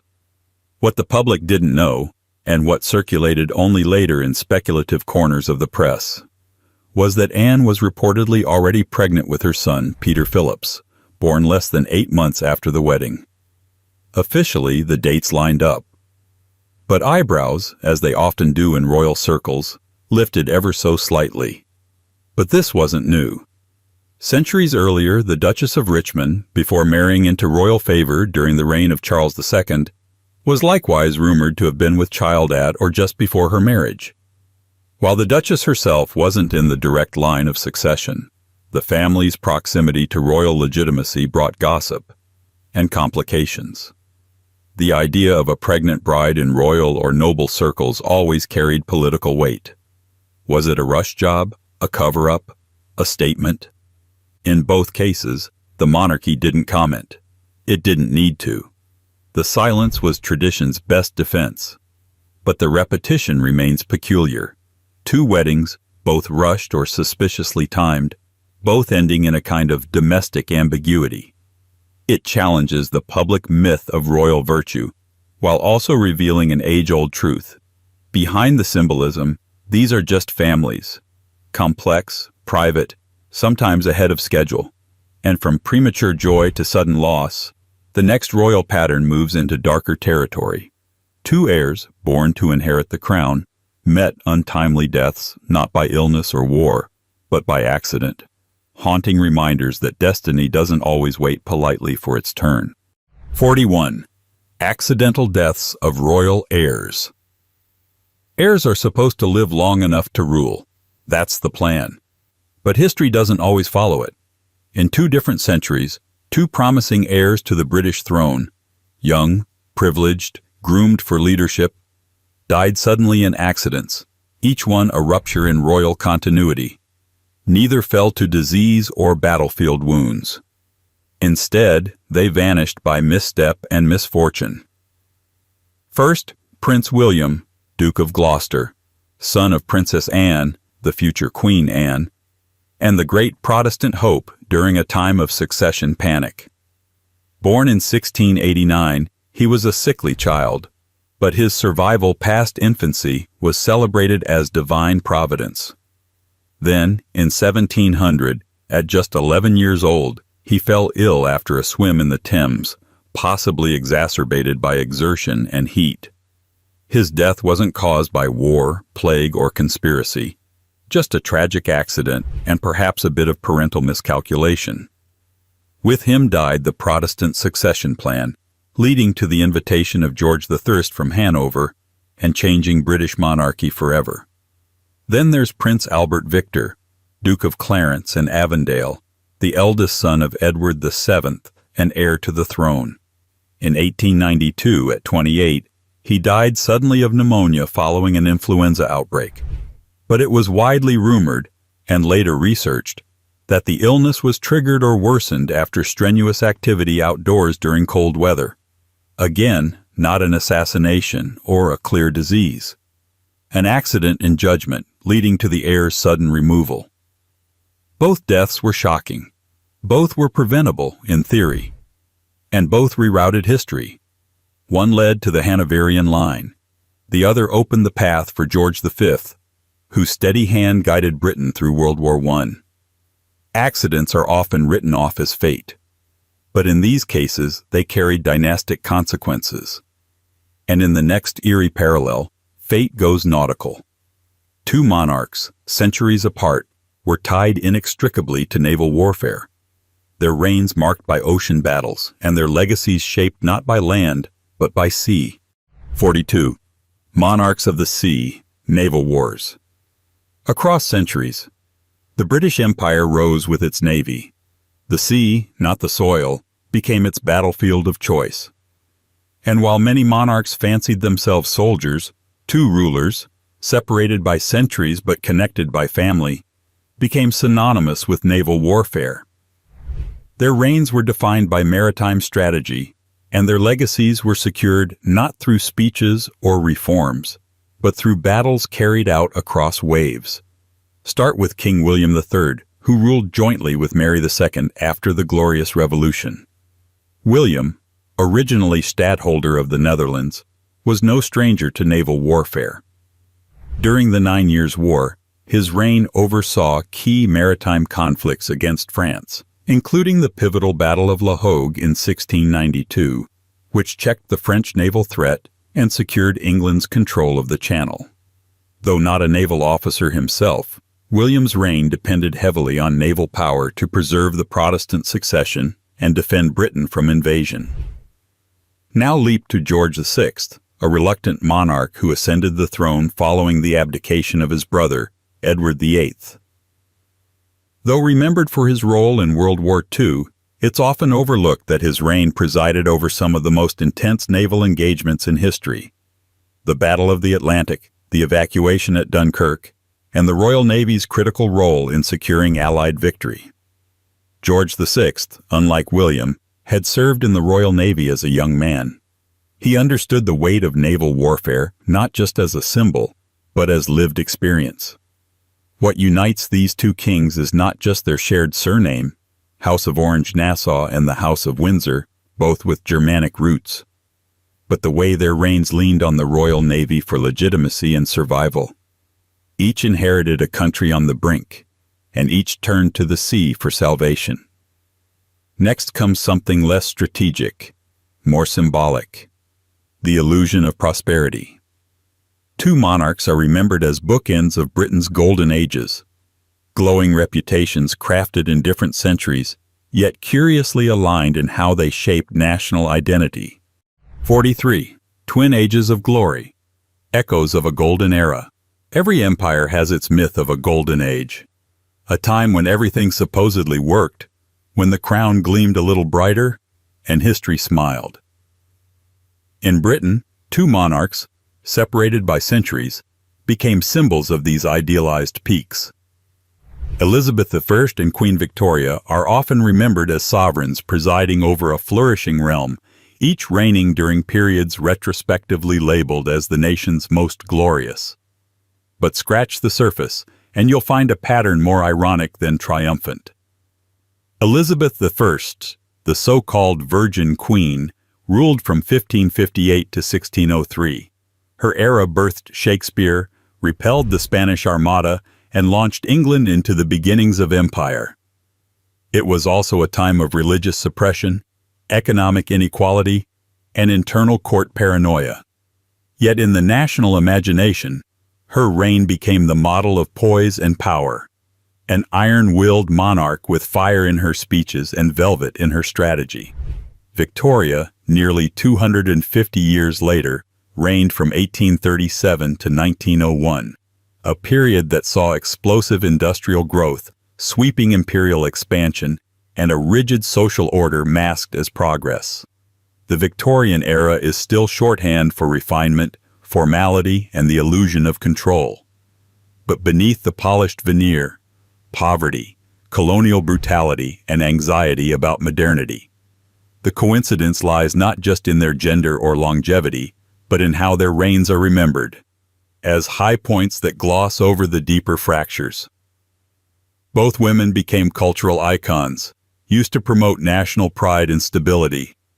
Statues were raised, eras were named after them, history bent to their silhouettes, and both were unmarried at key points in their power. Elizabeth chose not to wed. Victoria, after Albert's death, effectively ruled alone. Two solitary figures mythologized into matriarchs. Golden ages? Maybe. Carefully packaged illusions? Absolutely. The next story follows a different kind of replication. Royal art. Not in reign or policy, but in portraiture. When monarchs centuries apart found themselves painted in the same studio, under the brush of legacy. 44. Royal portraits and studio echoes. Portraits are not just likenesses, they're statements, visual oaths of authority, elegance, and identity. And in two extraordinary instances, British monarchs were painted not only to project power, but within the same artistic lineage, same studios, same walls, even the same families of artists. A quiet echo between centuries, rendered in oil and symbolism. Take King George III, who was painted by the prolific Allan Ramsay and later Thomas Gainsborough. His portraits were designed to humanize the monarch, presenting him less as a warrior king and more as a paternal ruler of an increasingly literate, commercial public. One of his most enduring portraits, the full-length seated depiction in coronation robes, was painted in a London studio that would later become part of the institutional orbit of the Royal Academy, a central hub for aristocratic portraiture. Now jump forward to Queen Elizabeth II, whose early official portraits, including the iconic one by Pietro Annigoni in 1955, were created in a stylistic and physical lineage that traced back to those very same locations. Annigoni's studio, in partnership with institutions deeply intertwined with the legacy of royal portraiture, placed the new queen within a visual tradition she never asked for, but inherited anyway. Even more curiously, the staging of her portraits mimicked her ancestors, seated or standing beside draped velvet, holding the orb or scepter, or gazing regally into the imagined future. The colors, lighting, and framing all intentionally echoed the Georgian and Victorian ideals of monarchy. It wasn't just tradition. It was visual reincarnation. The coincidence isn't just in being painted. It's in the deliberate spatial and artistic reuse. A monarch 2 centuries removed, still sitting for a portrait in the same room, under the same symbolic shadows. And in the next coincidence, the theme of repetition becomes personal again, because scandal, especially of the romantic sort, doesn't just happen once. It echoes. 2 monarchs, same sin, different headlines. 45. The scandal that refused to die. Monarchy thrives on decorum, but it also thrives, strangely, consistently, on scandal. And when 2 monarchs living in very different eras become known for nearly identical kinds of scandal, it stops being coincidence and starts looking like a family habit. Take Charles II, the merry monarch, known as much for his mistresses as for his restoration of the monarchy. His reign from 1660 to 1685 was a masterclass in balancing public duty with private chaos. He fathered at least a dozen illegitimate children. His court was decadent, his romantic life an open secret, and yet, somehow, his popularity endured. The scandals weren't exactly approved, but they were tolerated, even mythologized. Charles was the rogue king the public didn't love, but liked. Now jump forward to Edward VIII. His reign lasted less than a year, but his romantic scandal would define him forever. His desire to marry Wallis Simpson, a twice-divorced American, created a constitutional crisis that resulted in his abdication. Unlike Charles II, Edward didn't survive his scandal. He surrendered to it. The monarchy blinked, and he was gone. 2 kings, both adored, or at least tolerated, by the public. Both involved in relationships that shook the monarchy's foundations. Both forced the crown to reckon with love, image, and morality. And more oddly, both scandals played out in public. Not whispered, not hidden. Charles's love affairs were chronicled in poems and paintings. Edward's in newsreels and editorials. The stage changed. The plot did not. The institution endures, but its flaws repeat. Sometimes in powdered wigs, sometimes in tuxedos. And when scandal drives a royal abroad, the pattern only tightens. Because the next coincidence follows exiled royals. Different reasons, different centuries, both drawn, inexplicably, to the same foreign soil. 46. Exiles, who return to the same place. Exile, in royal terms, is a strangely circular affair. It's rarely permanent. More often it's a temporary banishment wrapped in scandal, war, or political necessity. A pause in privilege, not a cancellation. But in 2 uncanny royal cases separated by centuries, different members of the British royal family were exiled or departed under public pressure, only to resurface in the same place, France, specifically Paris and its grand surroundings. First, James II deposed in the Glorious Revolution of 1688. His Catholicism, mistrust of Parliament, and authoritarian leanings were too much for the newly Protestant post-Cromwellian England. When he was forced to flee, he landed, where else? In France, at the court of Louis XIV, the French king offered him Château de Saint-Germain-en-Laye, a lavish residence outside Paris. There, James lived in semi-regal exile, complete with court rituals, portraits, and hollow titles. He would never return to power, but he remained until his death, a king in name. Now fast forward to the 20th century. Edward VIII, after abdicating in 1936 to marry Wallis Simpson, settled in France with his new wife. Paris welcomed them, or at least tolerated them. The Duke and Duchess of Windsor became fixtures of expatriate high society, hosting soirees and appearing in magazines, their scandal polished into glamour. Like James II, Edward spent the remainder of his life in comfortable irrelevance, living in exile, while history moved on without him. Same fate, same city, same quiet coda to royal drama.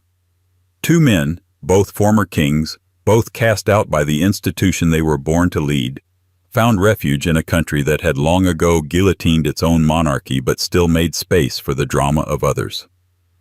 And even in death, the symmetry lingers.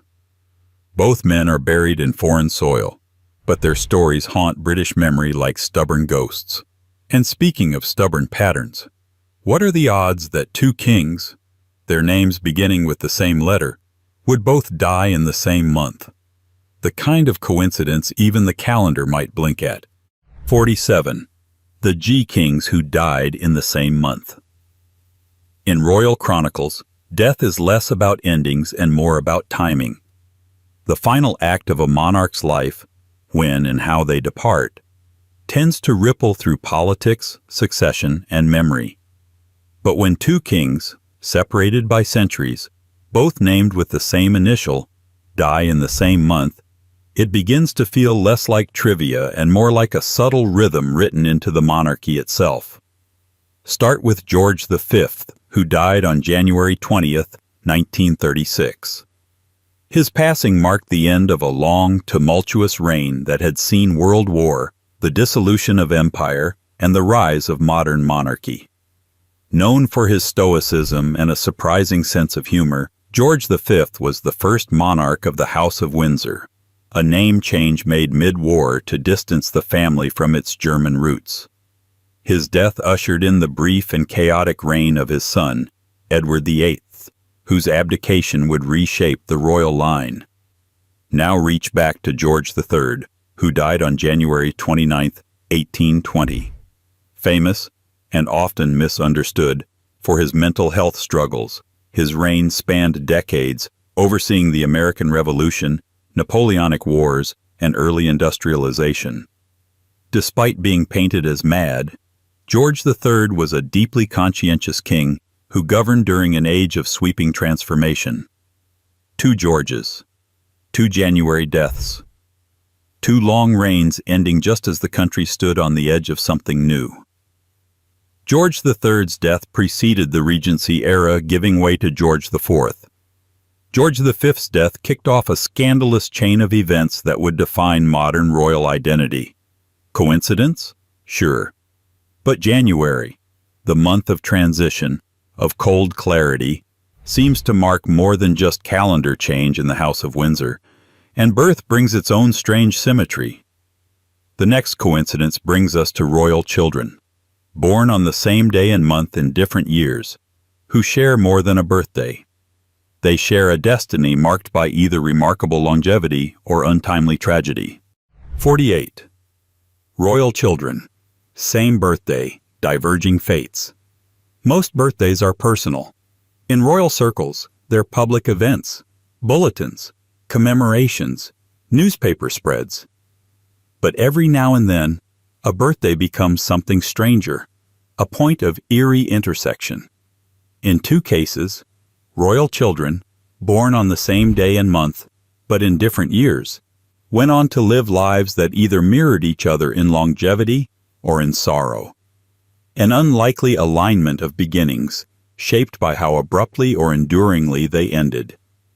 One such pair, Prince William, Duke of Cambridge, now the Prince of Wales, born on June 21, 1982, and Prince William of Gloucester, born on June 18, 1941, Though not the exact same day, the proximity, and more importantly, the symmetry of name, title, and expectations, is hard to ignore.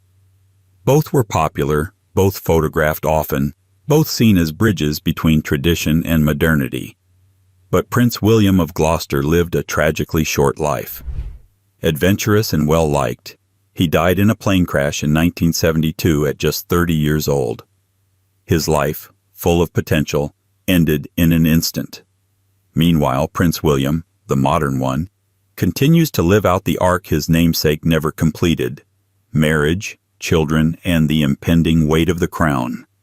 Then there's Princess Charlotte of Wales, 1796 to 1817, and Princess Charlotte of Cambridge, born 2015.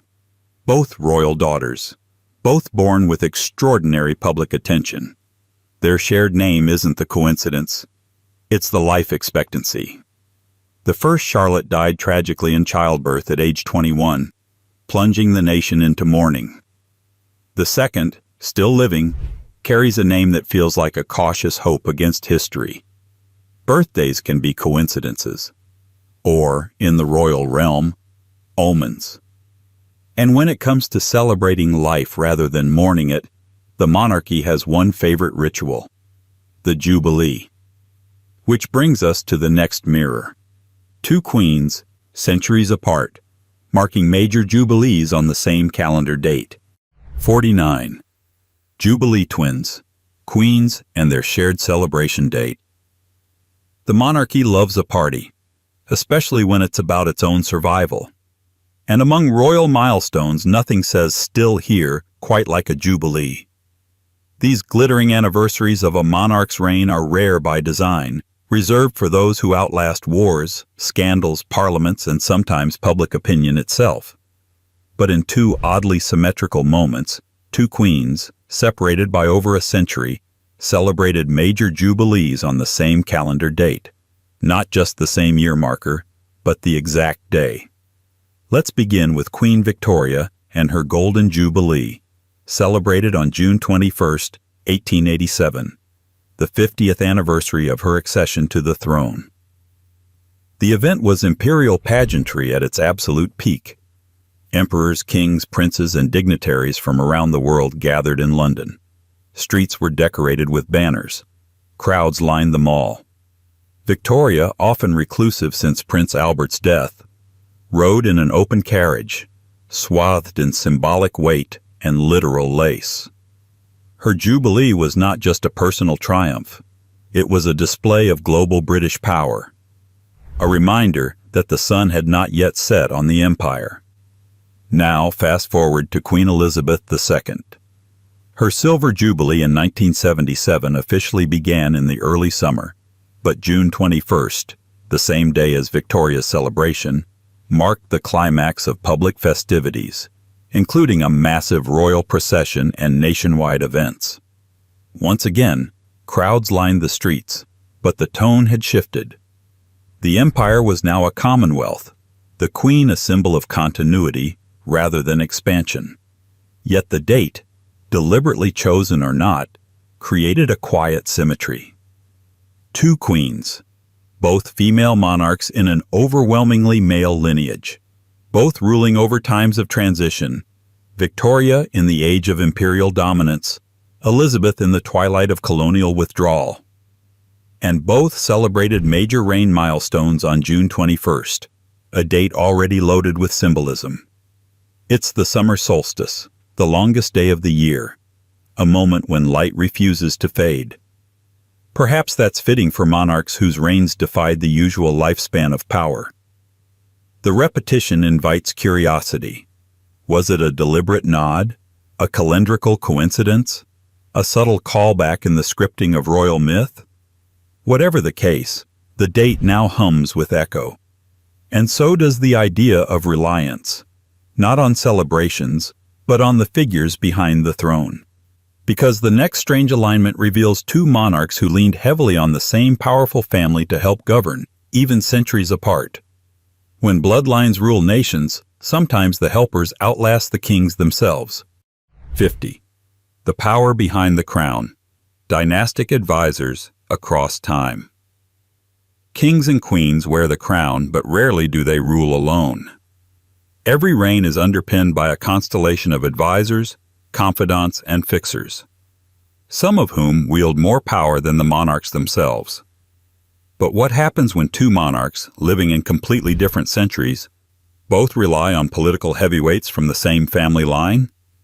A subtle dynastic recurrence that suggests not just influence, but inherited proximity to power. Let's start with Robert Walpole, often credited as Britain's first de facto prime minister. A political survivor of unmatched skill, he guided the early reign of King George II during the 18th century. Walpole wasn't just a minister. He was the architect of modern British parliamentary governance, steering the ship while George II focused more on military campaigns and personal grievances. Under Walpole, the cabinet system solidified, the role of Parliament expanded, and the monarchy began its slow transformation from executive power to symbolic presence. Now fast forward to the 20th century. Another George. This time, George VI, a shy, reluctant king thrust into the role after Edward VIII's abdication. His reign was defined by World War II, national resilience, and the need for stabilizing leadership. And at his side, Winston Churchill, a descendant of the Spencer-Churchill lineage, a political dynasty that can trace ties, by marriage and blood, back to the very same elite circles that produced Walpole. Churchill, like Walpole, wasn't just a statesman. He was a symbol. A wartime orator, a strategic operator, and at times, more of a monarch than the monarch himself. His rapport with George VI was respectful but cautious. Both men knew their roles in the grand constitutional balancing act, one to reign, the other to rule. Two Georges, two leaders from the same extended aristocratic class navigating crises. And in both cases, the monarchy relied not on individual genius, but on families of influence, proving that in Britain, political dynasties don't need thrones to shape history. But while governance can be shared, symbols cannot. The next coincidence reveals something oddly ceremonial. Two monarchs, separated by centuries, who both presided over changes to the national symbols, altering the crown not in law, but in visual identity, and always in the same month. 51. Signs of the realm. Symbolic changes in the same month. If the crown is power, then the coat of arms, flags, and national symbols are its marketing department. Every sovereign knows, to reign is not just to rule, but to represent.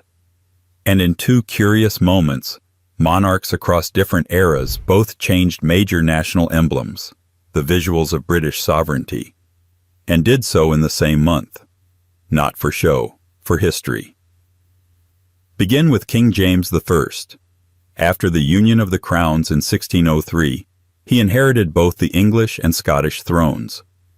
To reflect this new dynastic reality, he altered the royal arms of England to include symbols of Scotland and Ireland, initiating the earliest version of a composite British coat of arms. This wasn't just heraldic tinkering, it was political messaging. James wanted unity. The visual language of monarchy had to follow suit. These changes were formalized in March 1603, just weeks after Elizabeth I's death. A springtime rebirth, or a rebranding depending on your perspective. Centuries later, in the same month of March, Queen Elizabeth II would preside over another subtle yet powerful visual shift.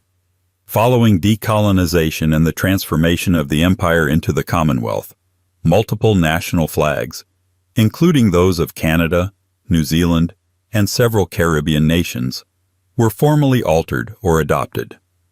The British royal standard itself was revised in tone and deployment, used differently in Commonwealth nations, as the monarchy adapted to new diplomatic norms. Both moments marked profound constitutional changes disguised as design choices. The lion still roared. The unicorn still posed. But behind those mythical animals, the world was turning. That these two symbolic overhauls happened in March, a month of transition, of thaw and awakening, seems fitting. The monarchy, always a creature of ritual, changes even when it insists it hasn't. And the next pattern? Less symbolic, more surprising. Two royal siblings, centuries apart, whose fame came not from politics, but from their devotion to athleticism or military service.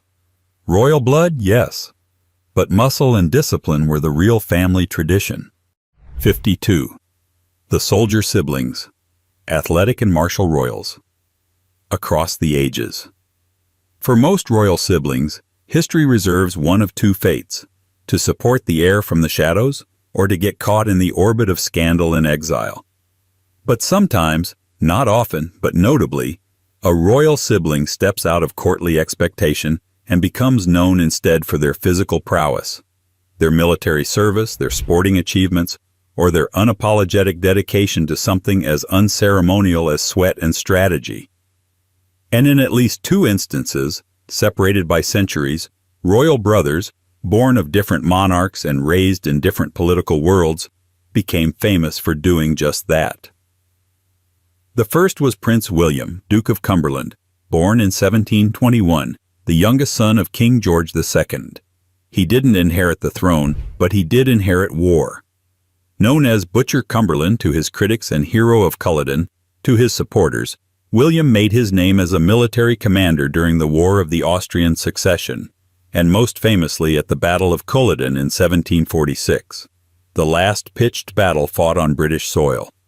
His campaign ended the Jacobite uprising with decisive brutality, and while his legacy is controversial, his commitment to the army was not. He devoted his life to military affairs, never married, and never played the part of idle royal. Now shift to the modern royal family and meet Prince Harry, Duke of Sussex. Born in 1984 to Charles, Prince of Wales, later Charles III, Harry was second in line for most of his youth, the quintessential spare. But his public identity shifted dramatically when he enlisted in the British Army. He served 2 tours in Afghanistan, trained as an Apache helicopter pilot, and earned respect not just as a royal in uniform, but as a soldier in his own right. Long before he stepped back from royal duties, his military career stood apart, as real, dangerous, and far from ceremonial. Both men were the younger sons. Both pursued active military careers. Both saw real combat. And both left behind carefully cultivated images of royalty. The idea that even a life born into castles can lead to trenches, barracks, and battlefield command.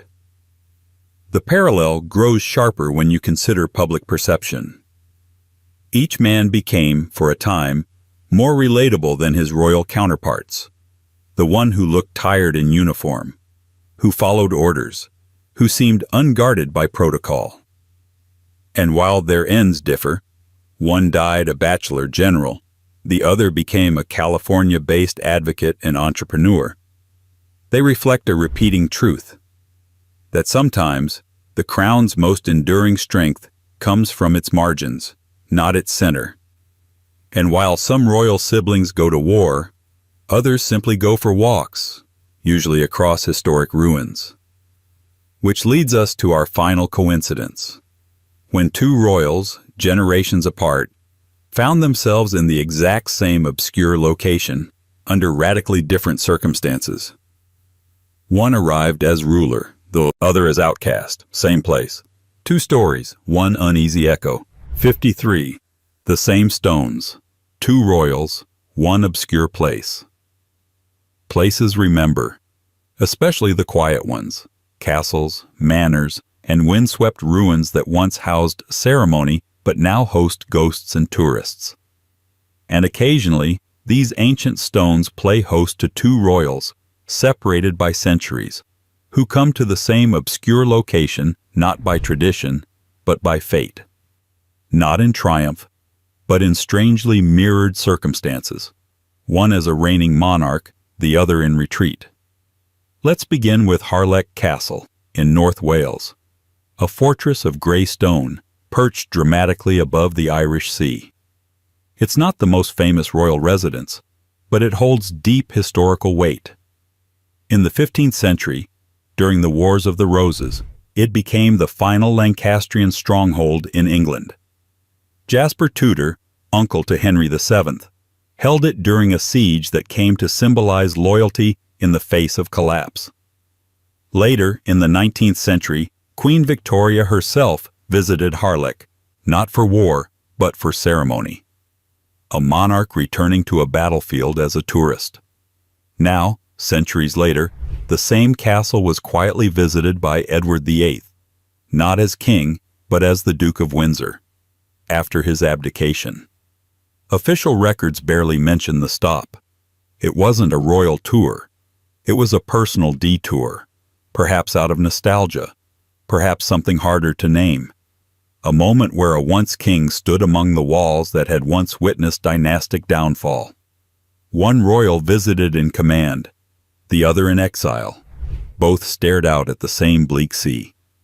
Another example is Craigmillar Castle, just outside Edinburgh, a favorite hunting retreat of Mary, Queen of Scots, and later, a curious stop on the private itinerary of Prince Charles, long before he became Charles III.